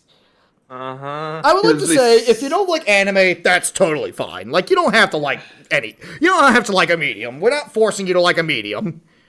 Like, if you don't like it, but like, that's fine. At the same time, like, like, you can be like respectful about it. It's like, yeah, I don't like this, but like, you know what? I don't mind people that do. Yeah, the problem is, Adam is like Razor Fist about it. Oh. And Adam clearly, like, he spends most any review of any anime tie-in game bashing the source material and its fans. Yep. Even if he gives it a And good then he review. cries about getting fucking mean emails. Yeah, like Okay, there was a let me- like Dragon Ball. mean They had a emails. review about Dragon Ball Z Budokai 2. Let me pull it up. Like, I just need to look it up. Meantime, Budokai 2 X-Play. Because I need to read these fucking... Okay, found it. First result. Bingo. So they had like a bit where they like just spend the entire time reading emails. And it gives me the same vibes as like DSP friend request ridicule. yeah, exactly. So let me read it. So, to X-Play from Troy. You fuckers, I really like, but what you said about DBZB, Dragon Ball Z Budokai, I feel like kick your ass. Do you know what days about the game made me cry? I think he believes he meant to say said. Sorry if I really sound like I'm speaking in broken English. Remember, this is early internet forum speak that we're dealing with here. Yeah, so like actual like 1337 lolcat speak kind of shit. Yeah, so. like fucking leet speak or like teenager on internet. I remember like this reminds me like of something that my fucking history teacher said when I was like in early high school, which was like 2011. She was like, "Man, the internet ruined how you people speak." It's funny how nowadays most people actually speak proper English on the internet. Yeah, that's what's funny. No. Depending on most places I'm in, most people tend to speak proper English. Depends, yeah, Occasionally, like my comment section on my occasionally on my comments for my Twisted Metal reviews, I do get like a weird comment, but it's like, that's every now and then. Yeah, it's like I've gotten a few weird comments on some of the videos I've made too. Or there's like Twitter, but Twitter's just a cesspool of stupidity. Yep. Yeah, we don't talk about Twitter, okay? Yeah, Twitter is just Twitter is just Adam's thoughts. Twitter is Adam rambling into a ceaseless void of hatred. Anyway, let's see. Let me find the next one. I got it. Which is ironically where he fits. You guys gotta hear this one. This one's fucking great. To X-Play from Jerome. DBZ fans will destroy you. Well, to be fair, hey, no one watched the fucking channel at some point, so I guess the DBZ fans have the last laugh. Yep. I mean, Naruto, they were DBZ's still going strong. We're gonna get to Naruto in a bit, but I just gotta read the next one. Hey, you guys, shut up, Adam and Morgan. You should not be reviewing Dragon Ball Z games. You guys are so anime illiterate, it's not even funny. You only give it a bad score because you know freaking nothing about it. And this is for Budokai 1 and 2, which I would argue, while they're not masterpieces of fighting games, they're okay fighting games for their time. Like, the big deal about Budokai was, hey, this is the first Dragon Ball game to actually kick ass. Which, when you factor in games like GT Final Bout, is a big fucking achievement. Yeah. And granted, Budokai 3, I'd argue, is actually really damn good. But hey, Budokai 1, like, I feel like they shouldn't be reviewing Budokai, because they clearly don't know shit about the thing. And I watched the fucking review. It's clear Adam is blaming the game for his own faults, like DSP. Yep. Which you never want to do. Oh, no. And let me see if I can find another one. Yeah, they also pronounce Saiyan as Scion. Scion. Granted, Corey Rouse and Cheat did it, but Corey Rouse wasn't really someone that knew about DBZ, but he's like, hey, yo, check out this game. It's awesome. There's these Scions. And it's less egregious because he's clearly having a blast playing the game. So it's like, hey, man, it's pronounced Saiyan, but hey, glad to see you enjoyed the game. Here, it's just them getting shit wrong and acting like they know it's fucking fact. Yeah. Now, I'm not going to toot my own horn, except I am, but when I do my reviews, I make sure to do a lot of research before I do my reviews, so I don't sound like a fucking idiot. Yeah. You know, proper etiquette for basically anything review related. Like, I hate Twisted Metal 3, but I went and did research on the development as much as I could to make sure I gave the game a fair review. I still hate the game, but I know the game only had like 8 months of development, and I made sure I didn't insult the developers that much, except for Sony, the publishers, because it was clear Sony mandated this game as a fucking cash grab. By comparison, X-Play is like a good example why people don't like the Cossack critic shtick. Yeah. Because unless you're James Rolfe, if you don't know how to do that right, you sound like fucking Adam Sessler over here. Yep. Which you never want to do. It makes you sound unprofessional and like an egotistical blowhard. Yep, which he is. Oh, very much. Also, there's a lot of weird rumors about him being addicted to cocaine, but I do not know if they're verifiable. Yeah, it makes sense, honestly. But yeah, reading some of his tweets, it's like, it's either that or he's drinking gin. I think Oh God, Morgan, the fucking power's good today. Morgan just goes, "Oh my God, he's drinking Morgan, the gin." lights are out. I've spent too much money on crack. I rate this crack cocaine a 4 out of 5. Fucking Corey Ross goes, "Hey, did someone get addicted to crack? Oh, did someone get addicted to I crack?" got some hate mail from the DEA yesterday telling me to get off crack.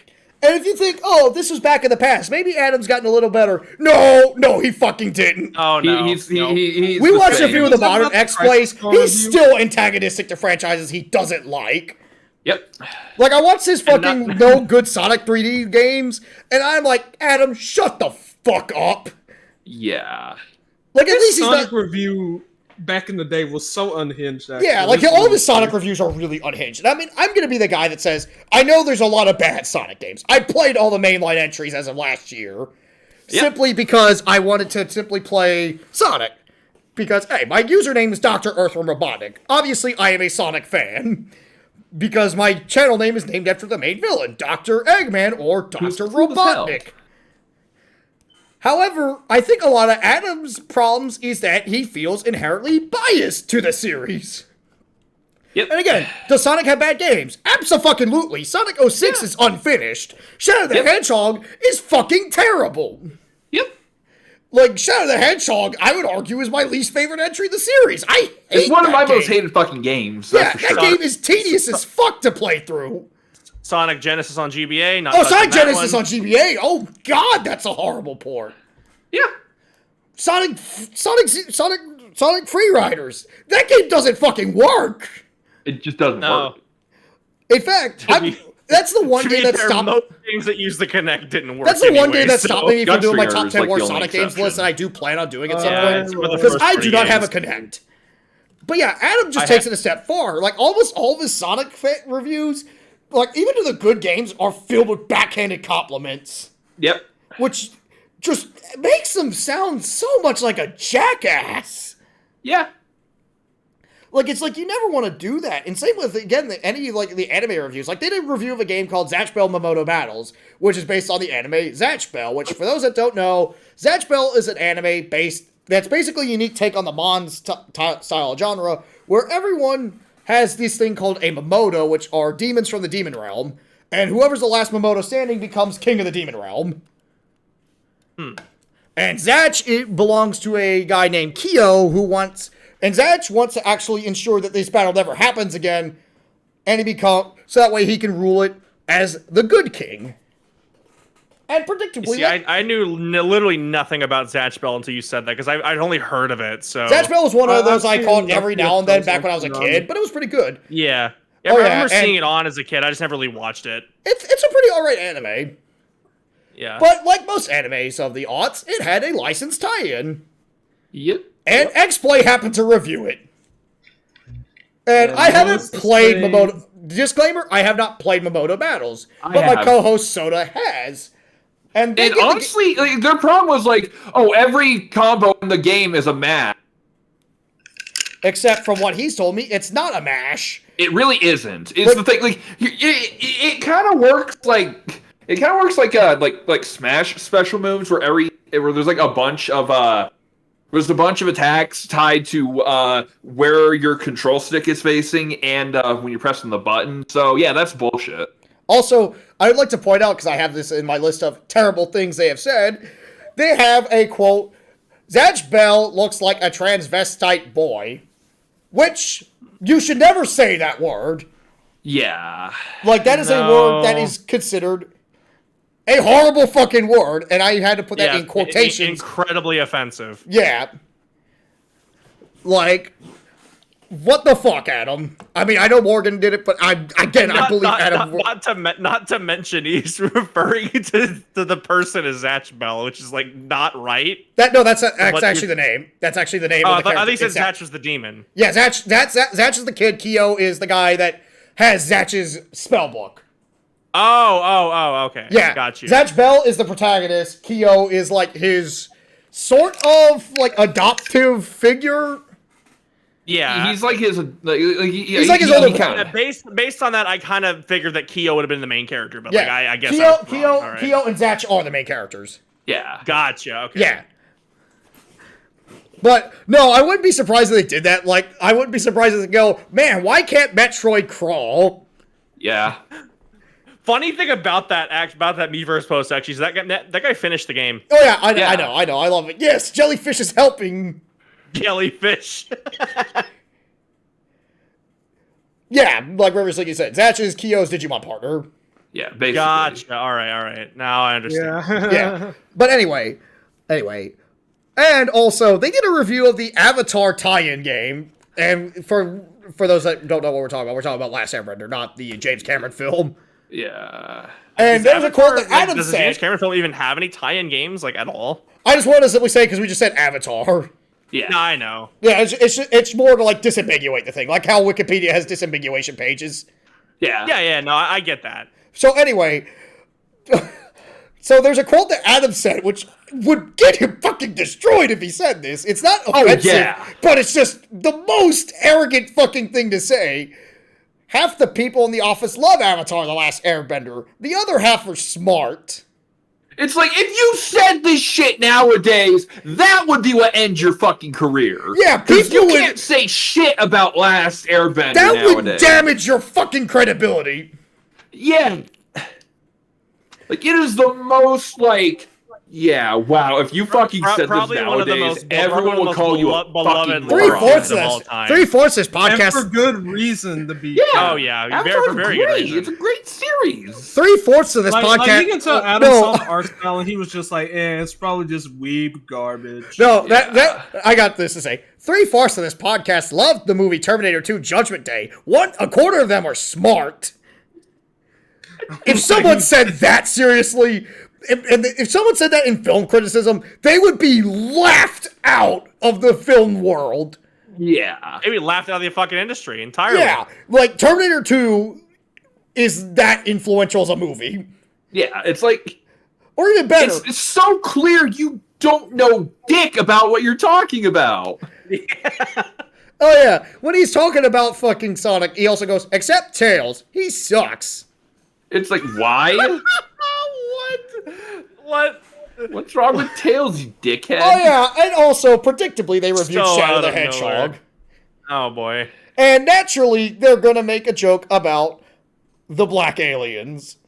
We've made our jokes about that because the game does sound extremely racist The out of game context. writes the jokes itself effectively. But it feels hypocritical that Adam's going, man, this game could be construed as racist. It's like, you're racist, Adam. Yeah, it's like, Adam, I've seen that fucking X-Play in Japan thing where you're in yellowface, Adam. You don't get the fucking talk. No way. Yeah. What? Yeah, oh yeah, he was in yellowface. No fucking shot. But again, it's his opinion. Not- It's his again, opinion that he was not- that he was in Yellowface. I'm not surprised to hear this, but the fact that it even happened is fucking crazy. Yeah, it's like the chat takes one to know one. Yeah. That is the most. You know, I really wouldn't be surprised if there ever pops up like any leaked audio of him saying the N-word. Yeah. Yeah. Let me find like one G4 bit. Like, I need to send it to you because, like, holy crap, you need to watch this. This is fucking bad. And it's like, they also have a panda in there because, you know, hey, it's Asia. Who's going to know the I don't think he had the buck teeth, actually. I don't think he did.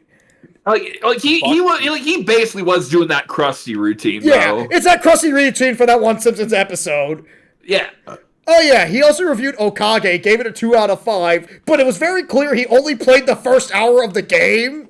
Wow. Because most of his complaints, I didn't hear him say any late game complaints, because that game, like, pretty much, I like Okage Shadow King. It's a good RPG. It's a very funny RPG. Also, he mispronounces Okage. And it's like, we wrote that as a joke for something that we are not going to talk about today, Yeah, but it's like, how? How? do you fuck it Kage up like that? Yeah, because it's clearly supposed to be Kage. Kage means shadow. Or at least Cage. I can at least see him saying, oh, Cage or something. But no, Okage. How do you get Okage? Yeah, how the hell do you get Okage? And it's like, he never really talks about the writing that much, and he completely neglects to mention that the game operates on the Shin Megami Tensei rule of, if main character is dead, it's game over. So it means he never complained about, boss fights like Epros or the Vampire Evil King, which are some of the hardest fights in the game. And he also never, like, made it to one of the late game dungeons, which is absolute fucking horseshit. So it's like, if you watch shit, if I don't have to play a full game to be a reviewer at that point, like, shit, sign me up. It's like, when I do most of my reviews, I try to make sure I play the game. Like, I think the only one where I kind of didn't do that was for Cowabunga Collection. But the thing is, Cowabunga Collection is mostly arcade beat-em-ups. Yeah. Yeah. Like, arcade beat-em-ups aren't going to change drastically by the end. And it was also me looking at a collection of video games. Yeah, he's looking at fucking one RPG. It's like, well, then... By comparison, are you gonna say Okage is fucking a masturbation simulator 2 now? Yeah, really even though the game has like one of the most like that sounds like a fun game, masturbation simulator. That would be pretty. Let's make. Come on, get to it, people. Get to it. Exactly. The camera's on. The camera's on the whole time, huh? Oh yeah, witness me also who kind of makes some big mistakes when I'm fighting Aaron Ryan. Yeah. Let's go. But it is actually. Oh wait, are you fucking for real? That existed as a DOS game, really? What? Wait, Masturbation Simulator actually exists? No, really? No fucking way. No fucking shot. Hold on. Oh, wow, we gotta play it. All right, you gotta play it for the channel. Come on, full gotta LP. play it. What are the? I am getting rid of. Okay. I don't think it exists. I typed that's it in. Bullshit. I got a bunch of search results, and I'm like, okay, let's get on with that. Me and the boys, come on, we gotta play Masturbation Simulator. Group masturbation session, let's go.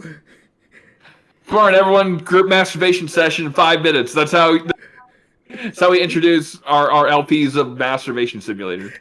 Anyway, so a lot of his reviews, he has a tendency to not finish the fucking game, which is a big no-no. Okay, again, there is a wanking simulator on Steam. I just found that. Oh my god. I won't look no further into this though. So let's continue on, shall we? So yeah, but I know again, Cowabunga Collection. I think the only one I didn't really finish that heavily was fucking Hyperstone Heist, but that's because it's basically a ROM hack of Turtles in Time. Yeah. Which I beat both versions of. And it's again, they're arcade beat-em-ups. They're a brief hour session. It's you play them, and it's hey, it's like this. If you like these kind of games, you'll like them. And I was also going through 12 fucking games.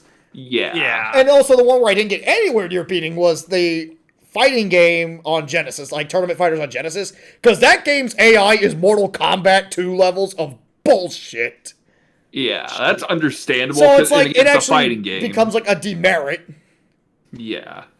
And again, that's a fighting game. Yeah. So it's that's not that important for that. Hell, when I did my Twisted Metal 2012 review, I did 2 playthroughs of that game.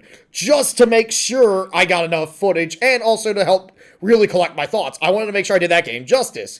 I'm not going to play the first hour of a long adventure game and go, yeah, this game's pretty good, but I'm only an hour in. That's shit that Chris Bores did. Yeah. And he got rightfully shadowed for doing it. Yeah. Because that is just then you don't deserve to fucking review the game if you haven't put the damn time in. It's one thing if you have to get a deadline out. I get that. I get review websites have deadlines, so you should play most of the game, obviously. Yeah. But it is if you can finish your fucking game before you review it, don't be like Adam and only play the first hour, because it paints a very disingenuous picture. Yep. They also did that with Crisis Core. Now, Crisis Core, from what I've heard from a friend, does have a few flaws that Adam is somewhat correct on, but it feels I don't know if I can trust Adam's word on it, because again, Adam comes off as really confrontational. It's a massive dick. And the fact they did another review on it just to be yeah, guys, we gave it a good review. Yeah, they did fuck that. All you. Fuck all you that keep us in work. Eat my ass. It's never fucking attack your fan base. Never do that. No. For real. That's a terrible That is idea. That most is career shit. suicide. I do think there are certain people you should call out. Again, Frost had the right point of calling out, absolutely sexist assholes. Yeah. You should do that. Though at the same But- time, I think Adam and everyone else should have joined in. Yeah, but like the thing is, like, the problem though is he acts like just him getting some fucking emails about his shitty review of a fucking anime game that he clearly doesn't care about. Like, no, everyone needs to feel bad for me for having to deal with these. Now, I will give Adam one thing. He reviewed Killzone 2, and he gave the game a 5 out of 5. That's a perfect score. Yeah. And he had people still bitch at him for no reason. And I took a look at the Killzone 2. He was actually mostly pretty positive in the game. Like, he had a good time playing it. So, It's like, at that point, it's just console fanboyism. And it's like, what did you want him to give it? A 6 out of 5? Get out of here. Yeah, exactly. Like, that just makes you look like an idiot. Yep. So, yeah, maybe Adam has a point to an extent. But the problem is, I think it's also undermined by the fact that Adam clearly has pissed off so many people at that point that people like can't tell when he's being genuinely positive. Yeah. Because again, a lot of the times his positive reviews have nothing but backhanded compliments. Yep. I've also seen like some people like talk about how they're quote unquote Xbox fanboys, but I haven't seen like any evidence that backs that up personally. Frankly, yeah, honestly. Like, and I've been through like we watched a bunch of their fucking reviews. Oh yeah, a lot of them. Like, yeah, it's true that, like, sometimes PlayStation exclusives don't get 5 out of 5s, but it is, like, I don't use 10 out of 10s that often. I think the only game that got a 10 out of 10 on my fucking channel so far is Twisted Metal Black, but that's because I truly felt that game deserved that 10 out of 10. Yeah. Like, most of my scores tend to skew 7 and 8. Because, hey, game's pretty good, take a look at it. Yep. Bada bing, bada boom, gabagoo. Also, Mad Clown got his ass kicked. Uh-huh. I want to go on a tangent here. Mad Clown is the fucking worst Punch-Out boss design ever. Oh, I yeah. hate that. Mad Clown fucking sucks. Like, he is just super obviously bear hugger, just dressed as a clown. Me fighting the haters on Twitter. Yeah, Adam sees himself beating up Mad. That's how Adam personifies his haters as Mad Clown. He sees himself as Super Macho Man. Exactly. Can I also say, like, real quick, because I know a friend. Mad Clown makes Rufus some Street Fighter 4 like that. Rufus is a badass. Come on, be fair. Yeah, he is. He's badass. Rufus is kind of cool. You fought the rest. Now fight the best. Now try the best. Ken Masters, I found you. Wait, you're not Ken? He's the best. Yeah, I agree. I want Rufus back in Street Fighter 4. Yeah, I want him to be a streamer. I want him to be a Rufus streamer. back in Street Fighter 6. Have it be like this Wings of Well, like a Redemption Twitch tier stream. stream. Oh my Have it God. be like Wings of Redemption or Boogie 2988. Yeah, this is a message to some fat fuck named Rufus. Anyway, like a big problem is like just a cinematic universe of this shit. That sounds amazing. like Adam just has this really unprofessional attitude. It just fucking pisses me off. Mm-hmm. Yeah, and it's like he's not good at his at reviewing, and he's not fucked his. Your thing got out. You're cutting out a like bit. Adam's not good at reviewing games, and he's not professional. So fuck does he have? And it's like he also seems like also there's the fact that this is going to be a bit where quick disclaimer, if you're not a political person, we're going to be discussing politics. We're mostly apolitical here. But it is like one of those things where Adam's politics are really inseparable for him, which I would argue if you're any kind of content creator and you're not like in the political field, never fucking bring politics up. Yeah, It is the easiest way to alienate your audience. Much. They bring it up so much. Like Adam, like there are a few cases where I will say I agree to an extent with Adam's views, but it's like, Adam, shut up. I do not want to be associated with idiots like you. Yeah, exactly. Like, it's that one bit from Incredibles. You're not affiliated with me. Yeah, exactly. You're not affiliated with me. Like, he has said shit like red states need to be genocided of everybody, which is like, Adam, what the fuck is wrong with you? Like, seriously. Like, he is worse than Movie Bob about his politics. Yeah. And that is fucking saying something. I think Adam even outright talked about eugenics at one point. Oh, yeah. Well, yeah, so and did it's a Movie running Bob, joke so- on X-Play. Yeah. Oh, yeah, that reminds me. Adam also ended the Shadow the Hedgehog review with, hey, we gotta have the race war, which is like, Adam, what the fuck? He also said, nah. clearly 2 nukes wasn't enough for him. Oh, yeah, he Bruh. did 2 nukes wasn't enough. Forgot that was an actual quote he said. Yeah, it's like, you'd think this is just us fucking around saying, like, oh yeah, he totally says. No, he said this shit. Yeah, he actually said this shit. Yes, he did. He said after they got nuked, they became a normal country. It's like, Adam, what the fuck is wrong with you? Wow. Still, holy shit. Oh, hey, 010, I think this footage will amuse you. It's when we played Kirby that one time. Yeah. Oh, speaking of Kirby, you know who doesn't like Kirby? Oh, yeah, Tommy Tallarico. The Amiga Master. The Intellivision CEO, Tommy Tallarico. I think we've talked about Adam enough. Let's talk about Judgment Day.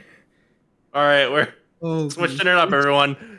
Judgment Day was like a review show that came out before X-Play and is known in Canada as Reviews on the Run. It stars Tommy Tallarico and Victor Lucas, who were alumni of a show called Electric Playground, which is a pretty alright show. It's basically them talking about the video game industry, but Reviews on the Run is their reviews. And that's where it's kind of interesting. It's kind of like the Siskel and Ebert-esque thing for video games, where there's 2 reviewers. Uh-huh. And Tommy sucks as a fucking reviewer. It's just worth noting, yeah, absolutely. So I don't know if I trust him making a console. It's okay. He can't. He didn't make the console, so it's fine. But anyway, so Tommy Tallarico and Victor Lucas happen to do a lot of video game reviews. And some of their reviews, like Tommy Tallarico really just cannot do reviews to save his life. Let's take a look at how, like, a lot of the reviews, I'd also say, have that issue with X-Play where they tend to ramble on about the game, but never talk about how it feels or how it plays. And then they give scores exactly. like this. Yep. Oh, wow. GMC gamer. It's so good. I can just shoot everything and do nothing. For the record, if for those that don't know, Devil May Cry 2 fucking sucks. Oh, it's so bad. Like, It again, is it's literally awful. it is a shooting gallery. That is all it. It is a miracle that game is not a glitch fest. Like, it is a fucking miracle that has no major glitches, and that's all I will say about it. Oh yeah. Because, holy shit, I hate DMC 2. I think I'd rather play Twisted But Metal 3 only than real that. gamers play that. Come on, guys. Should we talk about his Melee review? Oh yeah, I couldn't find the fucking Melee review, but I found a bunch of people talking about it. He gave And Melee, this is Melee, like considered by many to be like the best Smash game. or well, one of the best before Ultimate came out. Well, again, but a lot of people do consider it the best Smash Yeah. game. Hang on, let me go to quality. But also, not only that, they also gave. It's like a lot of people also really like Melee. Like Melee was one of the most well-received fighting games at the time. Yep. He gave it a 3 out of 10, all because of Kirby's presence. Yeah. What? Yep. That would Literally be just because Kirby is in the game 3 out of fucking 10. Oh yeah, it's a crossover game, and the people who fucking developed it and also made Kirby. Like, what the fuck? Also, that would be like me giving PlayStation All-Stars, which I'm not exactly the biggest fan of PlayStation All-Stars, I will say that. I think it is one of those games that reeks of the term disappointment. Mm-hmm. But that's because I think the game could have been good. But that would be like me saying the game sucked because one of Sweet Tooth's alternate costumes is his outfit from Twisted Metal 3. And it'd be like if I said BlazBlue Cross Tag Battle was a 1 out of 5 because it has Ruby character. That would be like me saying Cartoon Network Punch Time Explosion would be a 1 out of 10 because... Actually, no, that game didn't have any bad roster picks necessarily. What There, I saying. actually. Like, I was trying to say, like... They'd be like me saying Halo Reach sucks because Master Chief isn't the main character, which, for the record, Halo Reach is my That's favorite like when game of people all say time. It's Donkey... just not true. Wait a minute. That reminds me. That's like reminds me of people complaining about Donkey Kong Country 2 because you can't play as Donkey Kong. Oh There's yeah, no Donkey Kong. people in Donkey complain Kong. about that. yeah. I can't play Donkey Kong. It's like, Merch, why can't I play Donkey Kong? Merch. I want to play Donkey Kong in my Donkey. Oh, yeah, wouldn't this literally be called wouldn't this Diddy's be a Conquest. 0-10 struggle to get the treasures in Great Game Offensive? But it's like, oh, I'm trying to remember what was like another stupid complaint. But anyway, it's like, or Tommy Guilty Tallarico. Gear? Tommy Tallarico. Also, here's another review of his right here. Yeah, bruh. 4.5 out of 10, and he whines about how it's quote unquote a biting, mashing fighting game that you played in 1991. It looks like Street Fighter on Super Nintendo. And Street Fighter was not a button masher, though. Yeah. Yeah. No, I would like to also point out Capcom versus SNK 2. Let me get a screenshot of Capcom versus SNK 2, because that's fucking Capcom versus SNK 2. Let me get a screenshot of that game, because it's the stupidest fucking argument I've ever heard him say. That's a fan art thing. Give me a good screenshot there we go. Here we are. This one's a really good image to use. Let me add it in here real quick. Image. Add new source. Sorry about this. This is taking a second. Yeah. Look at the screenshot right here from the game. No, fuck. You go back here. No. Does this look like a Super Nintendo game to you guys? No! Oh. Look, 3D background, and these sprites are clearly 32-bit. Like, the fucking Super Nintendo would fry if it tried to run this. That would turn your console to an IED if you tried to run that into a Super Nintendo. Like, Yep. holy shit. Like, the fucking Super Nintendo couldn't run Street Fighter Alpha 2. Yeah. And it could barely fucking run the original Star Fox. Yeah. In fact, that also reminds me, he also reviewed Guilty Gear X2. Care to see what he gave that one? Oh, yeah. Now, this one you're going to need to reverse the names because they had an error, but it's clearly fucking Tommy's score that you need to pay attention to. Swap the names because Victor's the one that actually gave it a 7 out of 10. Yeah. And he also complains about it being an outdated 2D game. Now, I mean, I get that 3D was all the rage at this time, but that's still a really odd complaint to have. Like, as someone who plays all... such Super Nintendo quality graphics, man! That looks... It's like those people who say everything looks like a PS2. Yeah, Yeah. it's like, bitch, have you ever seen a PS2 game? Something looks tells like me a y'all didn't own a PS2 PS2 as a kid. It's like, I play PS2 games a lot. It's my favorite console of all time. I Like- actually never had a PS2 growing up, so... Darn, dude. Well, I didn't have one either. I had a Wii growing up, so Hey. like that was my... Yeah. Not a bad I console. No, and I played a lot of GameCube games on it too, so like I Yeah. kind of got the best of both worlds. Yeah, and even then, most GameCube games look like PS2 games. Because a lot of them were ports. Yeah, everything was mostly multi-platform. And even then, this looks like a PS2 game, I think is a stupid argument because let me show you guys a PS2 game that came... Let me find a good screenshot. Give me a second.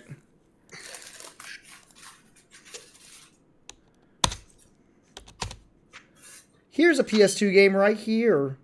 Yeah. Not this one. Here's a PS2 game right here. Tekken 5. Look at this. Yep. This looks fucking good. Yeah. But you're gonna tell me that this looks terrible graphically? Yeah. It's like I think people like kind of associate it with San Andreas, which like it's an impressive game, but it wasn't the best looking game for the time. But the thing is, San But Andreas but yeah, also things like Shadow the Colossus that looks so fucking good. or God of War. All the God of Wars look great. God of War, yes. It's like, here's the thing. Yes, San Andreas and Vice City look kind of but the thing is, those were big open world games. Yeah. Yeah, Obviously, there was a lot to process at one time. So Yeah, obviously graphics are going to take a hit. Yep. And it's also just like, a lot of Tommy Tallarico's reviews, like, the problem again with a lot of the Judgment Day reviews is that most of them just suck as actual sources, and it's like, they just ramble on and on about the game, and it's like, I don't know if the game plays well. Like, the problem I have on Xbox... Sly Cooper as well. Yeah, Sly Cooper looks great, and it's cel-shaded. Or Beautiful Joe. Beautiful fucking Joe is a great-looking game from that era. Yeah. Yeah. Like, that's like one of the best examples of how games could, like, age well graphically. Yeah. Hell, Jet Set Radio on the original like how important Dreamcast. art styles are, really. Like, hell, Jet Set Radio on the original Dreamcast still looks pretty fucking good to this day. Oh, yeah. And that game came out in 2000. It's all about the art style. Yeah. But it's like, another problem, it's like, the big problem I have with these reviews is like, they just don't really tell you how the game feels. And it's like, a big thing I try to do with my reviews is that I try to explain, how do I like this game? Do I like the game? And how does the game control? What are the mechanics? Will the gamer like it? I actually even talk about the story here and there, too. Like, even to the point where, like, oh, my Twisted Metal reviews, I went through the bios of every driver. So yeah, like, pretty much a lot of the reviews are like, oh, hey, we're gonna just fill it with unfunny skits. Like, I would even make an argument that Chris Bors was a better reviewer at the time. Yeah. And that's a like bold fucking claim. Yeah, That's and not really honestly, much of a stretch either. It's like, that's probably true. It's like, if anyone remembers how Irate Gamer used to be, that's saying something. With great characters like Ronnie the Skeleton. Or Tony Bang-a-Lang. He's banging. Like, let's not forget the great quotes he has, too. Like, what the fuck is a muscle? You stay away from my wiener. No, get the fuck off my property. But what if he was banging dudes? Oh, shit. What if the dudes are babies? That's not good. It's an Always Sunny quote. I love that. I know. What if Bruce was banging dudes? How's that shady? What if the dudes are babies? That's pretty shady. Yeah. I wouldn't be surprised if there was anything of Adam banging babies. Yeah, honestly. Like, I could hear anything about him at this point, I would believe it. This is not us saying Adam's doing this, obviously. Yeah, we are not Turkey Tom. We're making jokes, but like, we are making it clear. True, we wouldn't be surprised. Yeah, we're just trying to we're not making an accusation here. That's clear. Yeah, these are not we are not Turkey Tom. We are not Turkey Tom, and we are not going to treat Sessler like Mr. Enter. That would be fucking wrong. Yeah, exactly. Like, say what you will about Adam, but I'm not going to actually accuse him of shit he hasn't done. That's fucked up. At least that we don't know if he did or not. Like, I'm just throwing that disclaimer. And also, obviously, another disclaimer, do not harass him after this. Just of course not. Really don't do that. Yeah. Like, don't do that. He Like, doesn't need any more fucking ammo, honestly. Yeah. And it's like, I know someone's gonna say, oh, you guys are just doing damage control. It's like, But I will still fight you if you ever yeah. see this, Adam. Adam, I will kick your butt at Nintendo. Yeah, I'll beat your butt at Street Fighter. Adam, we got Adam play me in Quake 3. Come on, let's play Quake 3, Adam. Trying to improve himself. Yeah, they hit the fucking Pentagon. I'll turn TV. I wouldn't be surprised if Adam Sessler did anything like with X-Play, where it's like, man, this game sucks because it doesn't mention the 9/11 attacks. Yeah, honestly, I like he probably wrote that for their even his handlers were like, no, too far. No, Adam. Man, this game takes place during the Cold War, but there's no mention of nuclear war. No, okay, no mention of the arms race of the no mention of the space race. No, I'm simply saying it wouldn't. I'm simply saying it'd be like a game set in the '60s, but it doesn't mention the Cold War. Oh, okay. That's what I'm trying to say. Like, I can see him say that about the game, though. Like, I can see him saying, like, man, Snake Eater sucks because it doesn't really mention the Cold War, even though it fucking mentions the Cold War. The whole premise of the game is the Cold War, basically. Man. Oh, that's another thing I've noticed. Adam tends to, like, really complain about certain story beats, and it's like, dude, like he said, Athena, like, set the plot in motion for God of War 2. It's like, no, the fuck she didn't. It's like, he's like, well, Athena killed Zeus, and, like, Athena killed Kratos and stole his powers. I'm like, no, Zeus fucking killed him and stole his powers, you fucking idiot. It's like, you got the basic lore. It takes place in Hiroshima, but doesn't mention the bombings. It should totally mention the bombings. I'm Adam Sessler. That was my favorite part of Japanese history. I can see Adam totally saying that. Oh, nah. Yeah, I want to say that I'm doing an Adam impression. Yeah. Oh, no, we're obviously doing, like, hey, I love how like It's our all Adam jokes. voice. It's all jokes. I love how our Adam voice sounds like Squidward. Hey, SpongeBob, ever play these wacky Japanese games? Actually, one bombing wasn't enough. Don't tell me. Hey, SpongeBob, I'm playing Tekken 5. Look, Jin would totally bane Asuka. Look, God of War. There's a sex scene with Aphrodite. Fuck. Squidward, you clearly know that Jin and Asuka are related, right? You know what they say, blood is thicker than water, and it makes... In the case of Asuka's thighs, there's nothing thicker. Hey, SpongeBob, let's play Tekken 6. I'm a Lily Main. Oh, God. SpongeBob, I just mentioned Hurricane Katrina on live television. Hey, Numerous times.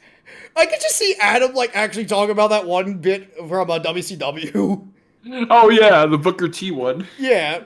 Oh, I could just see that Morgan one? being like, Adam, we're live on TV. Hey, welcome back to X-Play. I'm Adam Sessler. It's like that one Like, scene- he probably, like, I love the idea of him just, like, saying, like, all the most... It's like just that one bit turns from out- Smiling Friends with Mr. Frog.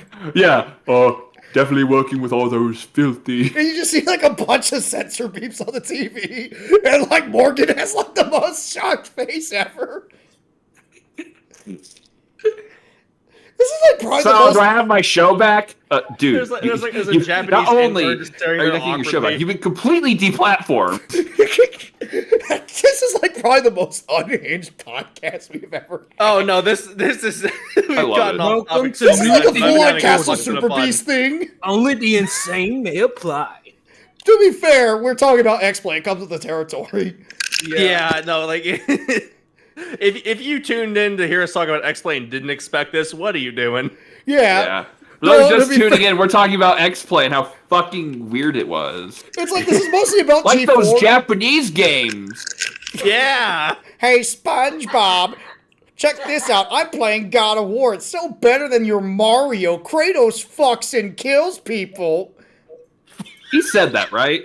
No. Oh, I'm sure he did. I'm pretty sure he said something, because again, like that one tweet pretty much is like, shows how Adam was off responsible for camera, that. maybe. I'm surprised they didn't turn X-Play into triple X-Play. Well, they had some stuff like that. The International Sexy did. Ladies thing. Yeah. And like again, it is one of those where it is kind of. It's kinda I always feel brought up the one whole thing about the whole masturbation Frost there, thing doesn't that it? really is kind of worth pointing out is that it's like I agree you shouldn't be like looking at these at any of the people there as just like fat material. Yeah, obviously. But like the thing is, X-Play has made that part of their fucking identity for years. It was their identity Oh, back yeah. in the day. Like, that's It the was thing. straight up a big part of their identity, and it they should mention that when they say Yeah. we're not, like they should have rather at least than gone, shitting hey. on Code Monkeys, which is actually well written. Yeah. It's like, it feels very hypocritical, and not only that, it's like, a big problem, it's like, again, it's like, the problem with it is just simply, the whole X-Play thing, is just, a lot of it feels like, it was just hypocritical to do that, and again, it's just like, I'm trying to really think what I'm trying to say here, like, I forgot the exact word I wanted to say. It feels disingenuous, Yeah, is the way I would say, and it's just like, again, I think, I agree with Frost's thing, but the problem is they stood back and said nothing. yeah. And it's like, one of your fucking talents is being clearly fucking harassed here. Though I Yeah. also have heard Frost herself isn't entirely innocent, because I've heard, like, when she was on the league, as a league commentator, she said some really scuffed stuff. I have no idea how true it is, or verifiable it is, so Yeah, take what I'm saying here with a grain of salt. Yeah, I can't really speak for it, but Like, I tried that's- doing some research, but but most of the stuff ended up turning out kind of some suspicious people, but I wouldn't be but it would be interesting if, like, you know, what we would hear. Yeah, it's Like, if anyone has, like, any definitive proof, I'd like to know. yeah, and don't say like, don't have it one of those where she's like a fucking jack in the thumb. I want actual fucking proof. Yeah, no Wojaks, no Geeks and Gamers videos, unless there's, like, actual definitive proof. Yeah. Like, I want to see, like, tweets from her. No Yeah. Wojak. Yeah, no Wojaks, because that's a shitty way to win the argument.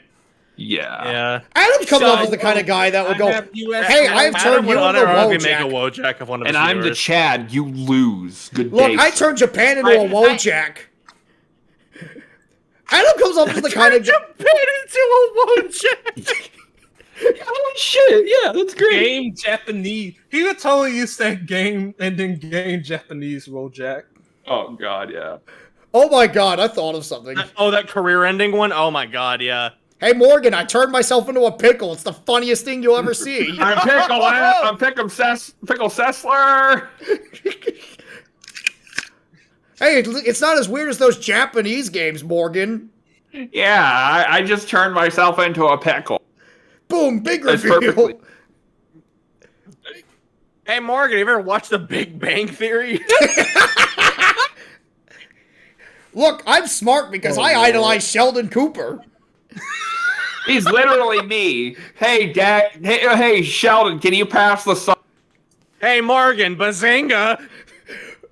I said that all the time as a kid because those Mongoloids nowhere near as intelligent as I, Sessler, game journalist extraordinaire. Hey guys, I read this book called Fight Club. This Tyler Durden guy's making sense. I totally sympathize with Tyler Durden. He's literally me for real. Let's have Morgan. Have you ever heard of Project Mayhem?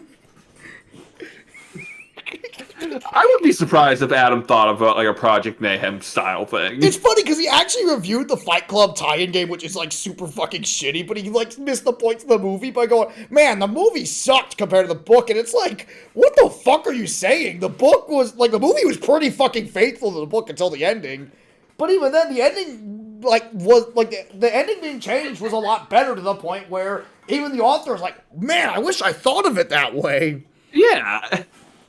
It's like, if you even got the author being like, yeah, wow, fuck, this is actually better. It's Then, like, yeah, you're doing something right. because if anything, it makes the fucking movie's plot, like, hit all the harder, because Project Mayhem partially succeeds in the movie. Where, like, Tyler Durden, like, takes out the fucking, like, credit card companies. Whereas in the book, he was trying to destroy a museum. Yeah.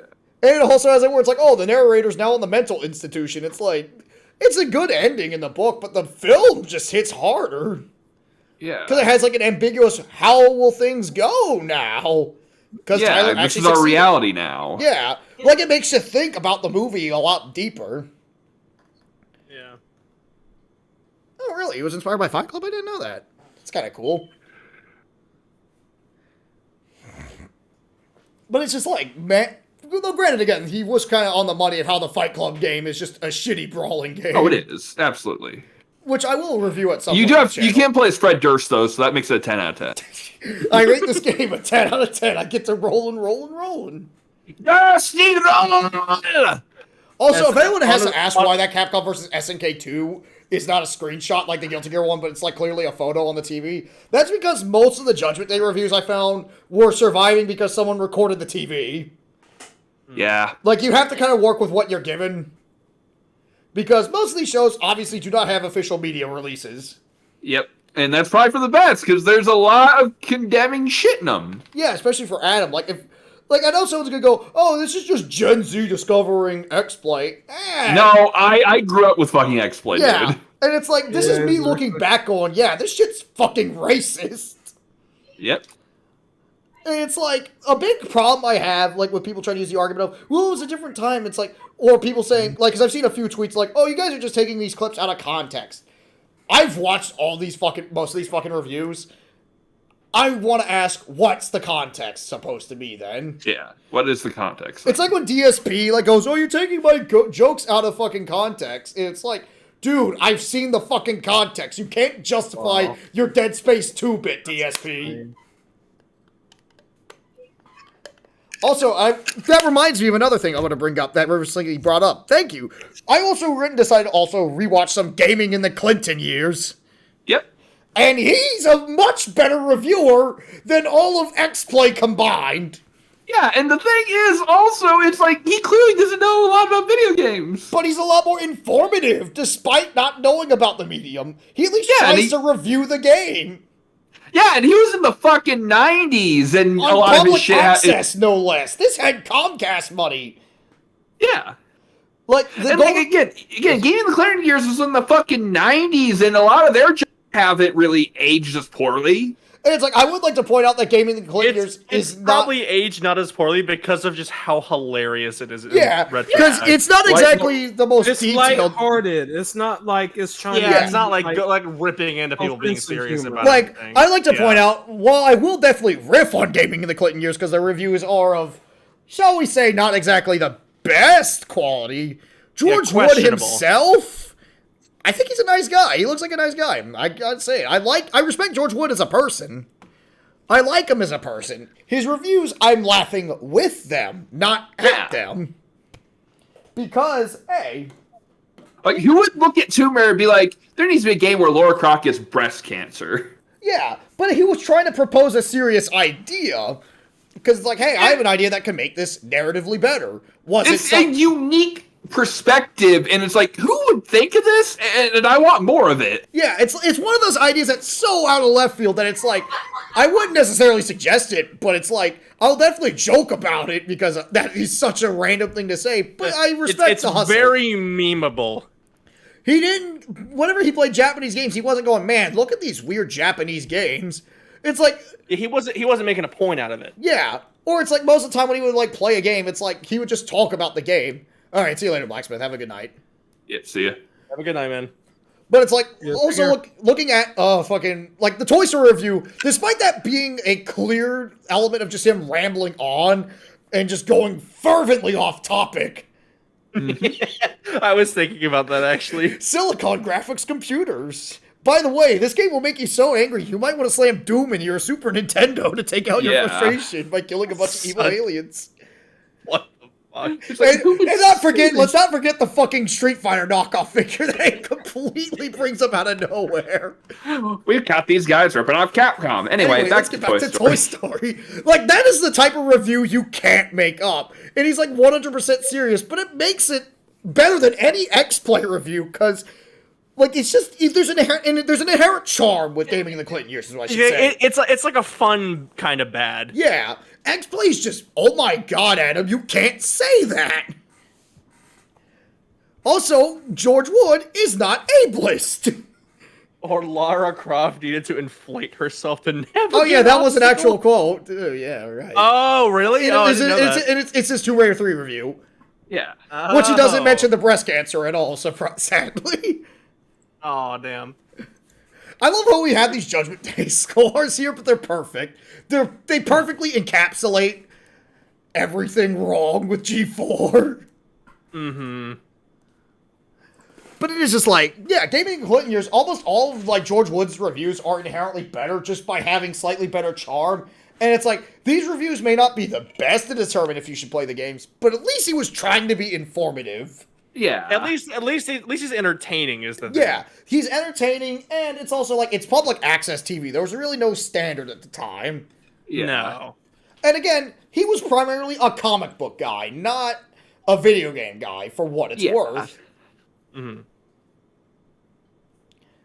But the problem with X-Play is just a lot of X-Play's reviews suck, and it feels like, again, it's kind of why I feel like, despite, like, you know, like, you shouldn't have contempt for your audience, I can understand, like, having contempt to specifically hardcore dude bro gamers, because X-Play kind of bred them, and I hate, like, hardcore dude bro gamers. I think they're the worst type of fucking gamer out there, because they're the worst type of person, period. They're just toxic. Yep, I'm toxic. Why am I toxic? What? What you got to do? I don't think ETA. But it's I like, still can't believe that clip was played in an actual fucking court of law. but the problem is X-Play bred those types of people.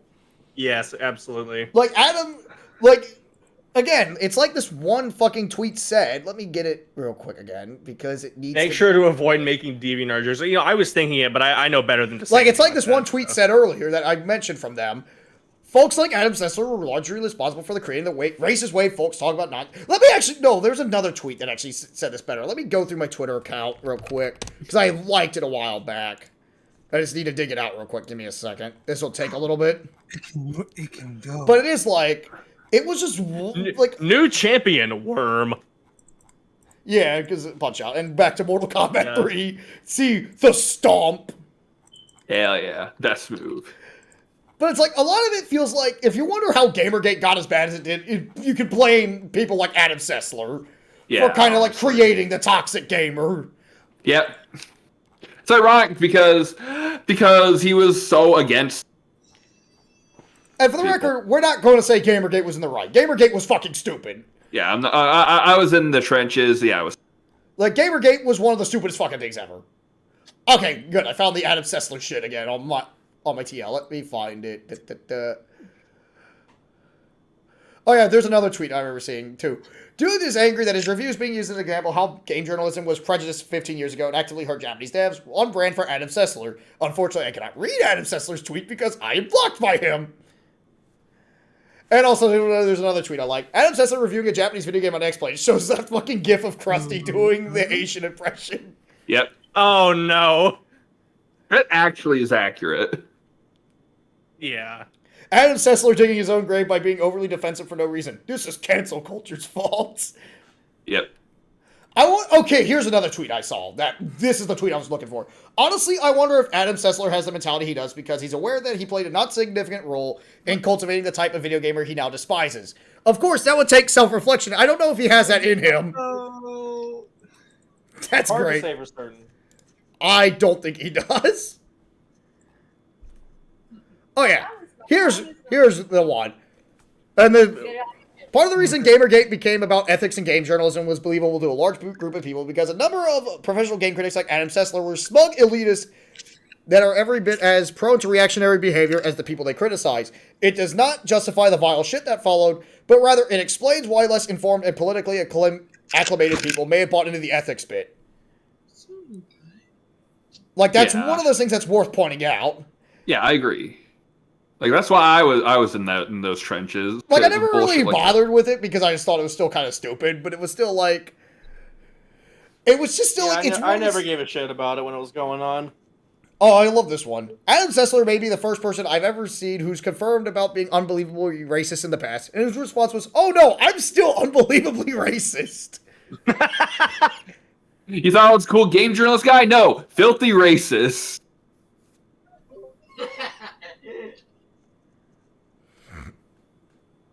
But yeah, I love this one I found. Stop being mean to Adam Sessler. He has a crippling cocaine addiction. Grandpa can't help being racist now that he can't afford his meds.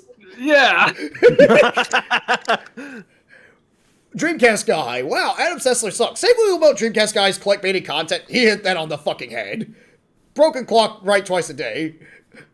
Yep. From what I can tell, this was basically Adam Sessler today, and it's that fucking meme of Goku. That's it! I'm about to get racist! Yep. Which he'd hate because it's Dragon Ball Z, but still, it's very correct. Oh yeah. I forgot about this tweet. Don't tell me I identify with Dragon Ball Z fans. Adam Sessler is basically the David Jaffe of game journalists. They're has-beens. It's funny because David Jaffe interviewed Adam Sessler. Yeah. Come on, also, David Jaffe, if you ever want to join the podcast, come on out here. We'd love to have you, man. Yeah, honestly, I'd love to. I'd love to interview him on Twisted Metal, genuinely. Like, I would love to. It's not like, oh, we're not going to invite him and mock him. I would love to interview him about Twisted Metal. I love the Twisted Metal franchise.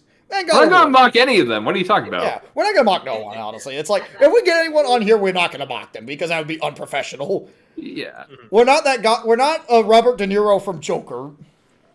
Yeah. Yeah, we're not gonna get it. We're not making any Arthurs. Adam Sessler, how about another joke, Jesse? No, I ain't had enough of your jokes. What do you get when you cross an unhinged drug addict with a society that won't get him his cocaine? I'll tell you what you get. You get what you fucking deserve. X-Play. Shadow the Hedgehog is racist because the main villains are called the Black Aliens. Also X-Play. Japanophobic skits galore. Yep. Oh, apparently I might have misheard Morgan when it came to the Zatchbell bit. She called it a toy. Oh. Not boy.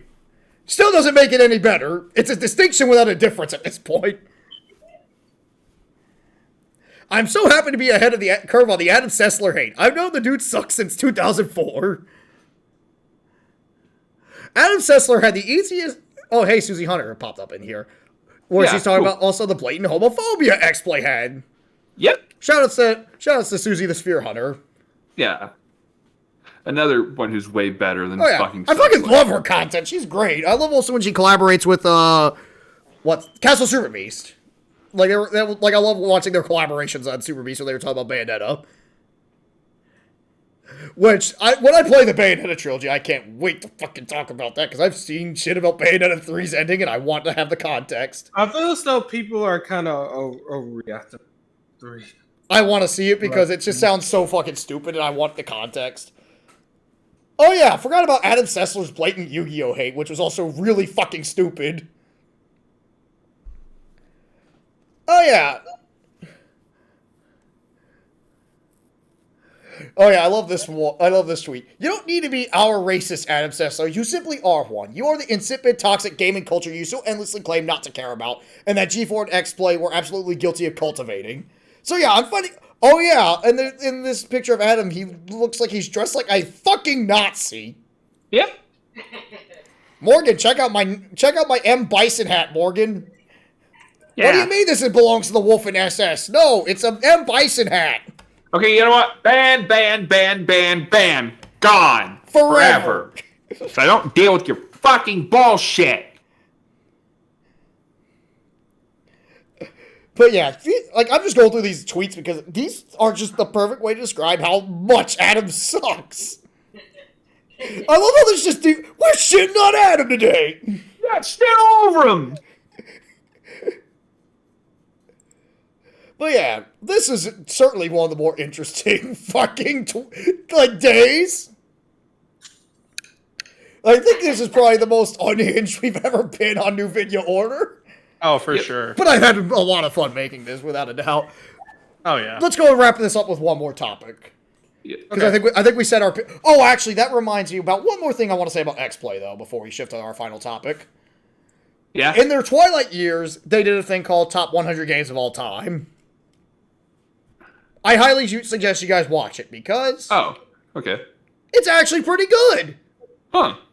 It was a good swan song. Oh. And they had Morgan Webb actually talk about these games seriously.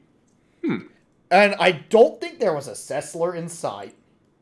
Wow, that's a very less Sessler is always an improvement to any project. Top 100 video games, and they're very respectful to the fucking.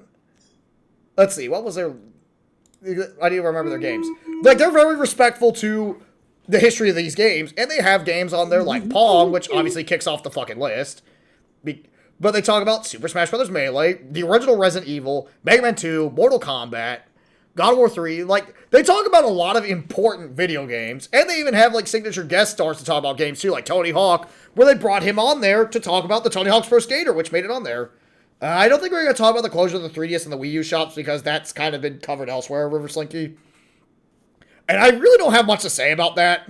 Yeah, honestly. I was mainly just talking about, like, live service games that were dying because that was a trend that needed to kind of stop.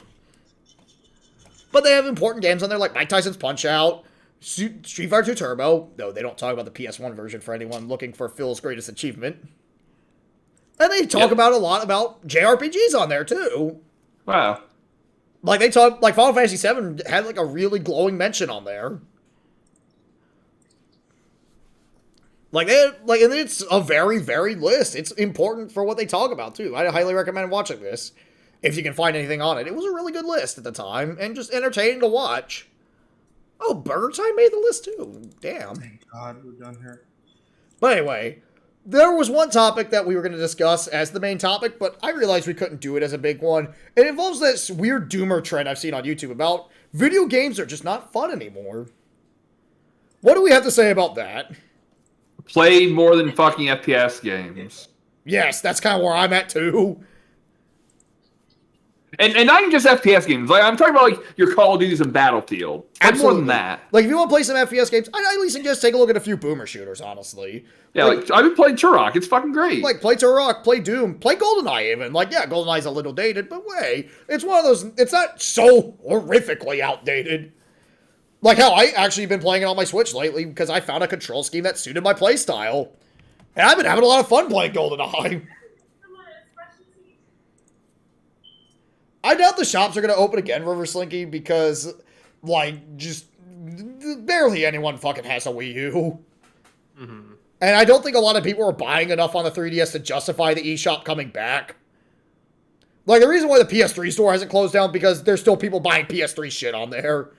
Yeah. Because you can only get shit on PS3s, and there's like 70 million PS3s on the market.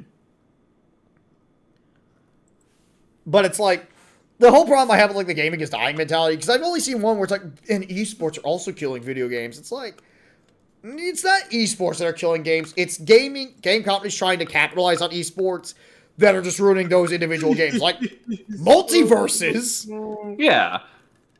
Like it had the same problem Overwatch had, where it's like it was trying too hard to be to be East, but they kept fucking changing how the character too much, so you couldn't even really get used to how they play. That wasn't exactly the point I was getting at. It was more like they weren't letting the scene cultivate naturally, is what I was getting at. Yeah, that too. Like, they were like, okay, we built... Because multiverses, I also forgot to mention one of my other big complaints. I hate the fucking stages in multiverses.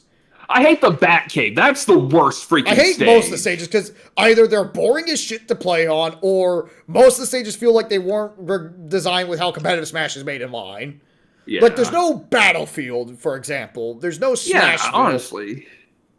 Like, they're either too small or too large and have, like, the shittiest obstacles ever. And there's not enough stages to justify it, too. Yeah, and, like, like this is a game that's designed to be, like 2v2 as, like, the main game.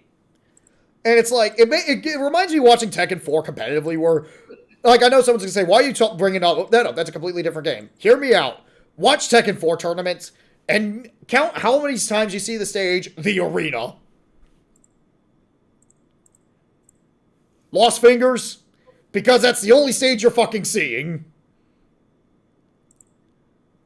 Like, there's no stage variety. Or it's like watching modern fighting game tournaments, and people always pick the fucking training stage. Yeah, I hate training stages, by the way.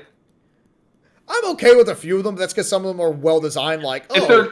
The ones that are designed cool are fine. Yeah, like, Marvel vs. Capcom 3, I love that training stage, it's awesome. Yeah, it's fucking Danger Room. That one's cool. Yeah. And also, I like the one in Street Fighter Cross Tekken. That was actually a pretty cool training stage because it had that ancient vibe to it too. Yeah, most of them suck though. Yeah, I like the one in Mortal Kombat because it's like they actually like integrate it as like, oh, this is Special Forces training. Yeah, that one's good. Yeah. Yeah. But anyway, I don't think gaming is fucking dying, and people that say that really need to get out more. Yeah, honestly. But there are certain trends, like I will say, there is a grain of truth to certain games that aren't fun anymore. Racing games, to an extent, aren't that fun anymore. Like, most of them are fucking racing sims.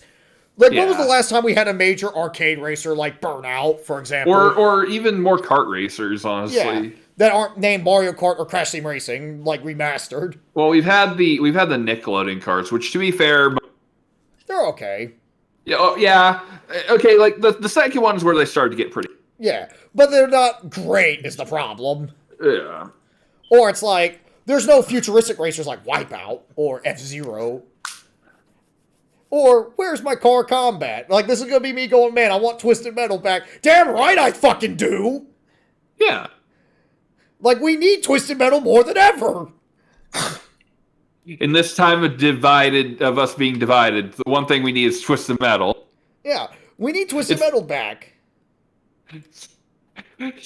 Where was Twisted Metal for Hurricane Katrina? Oh yeah, we forgot to talk about that with X-Play. That fucking infamous Kingdom Hearts 2 versus Shin Megami Tensei bit. Yeah, which again, they loved Shin Megami Tensei 3 just because it was rated dark. M for mature and it was edgy. Not your daddy's fucking JRPG. I hate that, and I love Shin Megami Tensei. It's a great series of RPGs.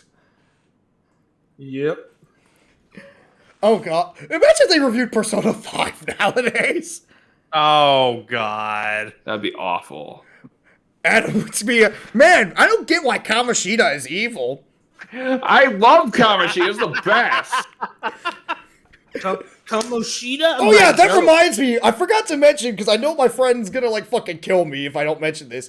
Fucking Adam looks like Obadiah Stane from Iron Man now. Yeah. Like, let me get an image of Adam Sessler and fucking Obadiah Stane. Not like the weird Amish Adam that you saw for his Twitter PFP. There we go. Save image as Adam. Adam JPEG already exists. You want to replace it? Yes. And Obadiah Stain. Oh my god. It is uncanny. Obadiah.jpg because that's a web.p profile. God, I love fucking hate web.ps. web.p They're so good. much. That's I'm just gonna replace these fucking scores. Alright, here's Adam. Go away, Tommy 3. There you go. Yep. Here's Adam right here. Alright, we got a good look at Adam. Now, for those that have not seen Iron Man 1, here's Obadiah Stane. Is he the box of scraps guy? Yeah, that guy. Tony Stark! Build this in a cave! Look at Box of this! scraps! They look the fucking same! Oh my god! They really do. Hey, Gerard, we're like 70 billion jillion in the red. I know we shifted to a different topic, but this was just a moment I literally fucking forgot about. Yeah. But yeah, like the problem, like the whole, like there is like the greater truth, as I mentioned. Like, hey, I would like to see more arcade style beat 'em ups. That'd be kind of cool. But hey, you know, things come in cycles. That's just how it goes. And if it's like, if you feel like modern AAA gaming is fucking bad, don't play AAA games. It's that simple. Like, Yeah, just play some indie indies. games are equally as good, Yeah, if not like, better. Play fucking Pizza Tower. Yeah, Pizza Tower is good shit. I will Like- show that game every fucking... Or It's try getting it's into so good, even IG fucking 9 out of 10. That is good. Or like play some fighting games. Fighting games are a good genre to take a look at. You get the drive to play better with them. Yep. And there's some awesome ones made by big companies like Street Fighter 6. That's looking to be fucking rad as shit. Oh, Like, yeah, I played the that's beta to fucking great. 6. It is good. So Oh, good I yeah. kicked DSP's ass at it. Yep. Or like what else? What other good games were there that I've been playing recently? Like I've been playing God of War Ragnarok. That game's fucking amazing. Yeah. Like I'd argue that's the best game I played last year. Play some games on the Nintendo Switch. Like Metroid Dread is right there. That game's also fantastic. Yep. Play Mario Odyssey. Yeah, that technically the game's like 6 years old now, but it's a great game still. Like Tears of the Kingdom's gonna look like it's gonna be pretty great. Give that a shot. Play some JRPGs. Like Persona 5, that's an excellent game to play. Play yourself Dragon Quest 11. Yeah, Dragon Quest XI's good. Yeah, Smash Brothers Ultimate. That game's awesome. I mean, the online's not great, but that's Yeah, the about online's it. trash, but it's like the game's still good, and you have played single player content. Yeah. It's like if all you play are just games by Activision and EA, granted, I heard that Dead Space remake is actually pretty fucking good, so I want to play that. But that's an exception, not the rule when it comes to EA's output. Yeah. But it's like, if all you play are AAA games, of course gaming's going to seem boring to you. Like, if all you play are Ubisoft open world games, because they've been milking that open world formula for like God knows how long it seems. Oh, yeah. Oh yeah. Like, you have, like, what? Assassin's Creed, Watch Dogs, Far Cry. Am I correct with Yeah. Far Cry? Well, Far Cry is not really an open world. Well, kind of. It's I'm not too sure because I don't really play... Like, I don't really play, like, Ubisoft games that much because, well, like, they never really appeal to me that much. Yeah. But that's just me. That's just my opinion. That's just me. This isn't me going like, oh, I got my opinions from a YouTuber. No, it's just the game's never really interested me, so I'm not saying much. But it seems like a lot of complaints I hear about people when it comes to AAA games always feel like Ubisoft has like the worst elements of it. Because they're like one of those best examples of like, oh, here's like a lot of padding from what I've seen, which is kind of a problem with like open world games. Like, do I hate open world games? Not necessarily. Like, I love the Spider-Man 2018 game, which is, I can't wait to see the sequel to that. And Vice City's one of my favorite Grand Theft Autos. But if you just feel like gaming is dying, just play something that's not an open world game or an FPS. Like, take a look at other genres. That's all I say. So, do we feel like we got everything we wanted out of this? Oh, yeah. Oh yeah. Yeah, definitely. Alrighty. So that was our very chaotic new video order. Yo, holy smoly, indeed. X-Play, Indeed. I was figuring this was going to be one of the more wild episodes, but I didn't expect it to go that off the fucking rails. Yeah. Just because of So Adam it's everything I Sessler. wanted more. It's perfect, honestly. We had the best Yes. time. And also, Adam, if you feel bothered by this, just message me. We can talk this out. We're men. We're men, and I'm a civil. It's like, Adam, to quote Thor from God of War Ragnarok, I believe you're a calm and reasonable person. No, the actual quote is, are you a calm and reasonable person? And I believe that we're calm and reasonable people. We can talk this out. We can probably even have you on the podcast as a follow-up if you want to. I'd be down with that. Like, Absolutely. I doubt we're big enough to, justify this, and I doubt he's ever going to see this, but if you ever want to, feel free to come on the if he podcast. does, Yeah. We'll have you on the podcast. We'll be glad to interview you. Absolutely. I'd be very happy to have him on here. Yeah. Like, I have a broadcasting degree. I have a journalism degree. We can shoot the shit. Like, I have a good background in journalism. I would love to use it. Oh yeah. So anyway, next time on New Vidya Order, join us next week as we talk about a certain topic. Let me dig it up real quick. Because we have to talk about, it's finally time to discuss it. Let me get the Which image. one is that? I need to search So, for an image. As the old saying goes, As the saying goes. you can move a mountain if you do it. No, damn it. Fuck off. Hang I on, this thing's being fucking stupid. Let me search. Found it! Join us next time as we discuss Super Mario Bros. 3, Brick by Bob Chipman. Here we go. Make sure to tune in next time. This is gonna be a big one. If anyone asks, why do you want to revisit this? Because the audio was kind of crap when we did it that one time. Yeah. And I feel like we weren't exactly skilled at discussing this, but it seemed with this X-Play thing, I think we can handle Movie Robert again. Yeah. Ruby Robert Movie Garcia. Robert. Film Bob. Hang on, let me look at a picture of Movie Bob real quick. I want to see something real quick. Movie Bob. Okay, no, he doesn't look enough like Steven Seagal. That's a shame. Actually, no, he That kind of is a looks like shame. he kind of looks like Steven Seagal in certain pictures. Okay, that's good. Given the always angle happy. and lighting, yeah, maybe. It's just the beard. He has like that Seagal beard. Yeah. But Oh Steven yeah, Se- he does. That's No, right. DSP looks more like Steven Seagal. He does. He actually looks like a full-on fucking... Not to mention, DSP is a cook. Steven Seagal is a cook in Under Siege. Yeah, it's like a Prince and the Pauper thing. Like he looks like the Pauper version of fucking Seagal. Also, go by my footage. Can I also say how much I fucking hate fighting Masked Muscle in Punch Out? yeah, the Dirty Fireman. It's like, it's always the fucking headbutt that always gets the best of me. But yeah, Movie Bob's Brick by Brick, we're going to talk about that next time. It's an interesting book. Okay, that sounds great. Stay tuned. Stay tuned. Stay tuned. We will discuss that next Saturday. And I believe the week after that, let me take a look at the calendar real quick. I think the week after that would be the Mario movie. No, because that would be that's Saturday, April 1st. Mario doesn't come out till Wednesday, so we'll find something to talk about the next week.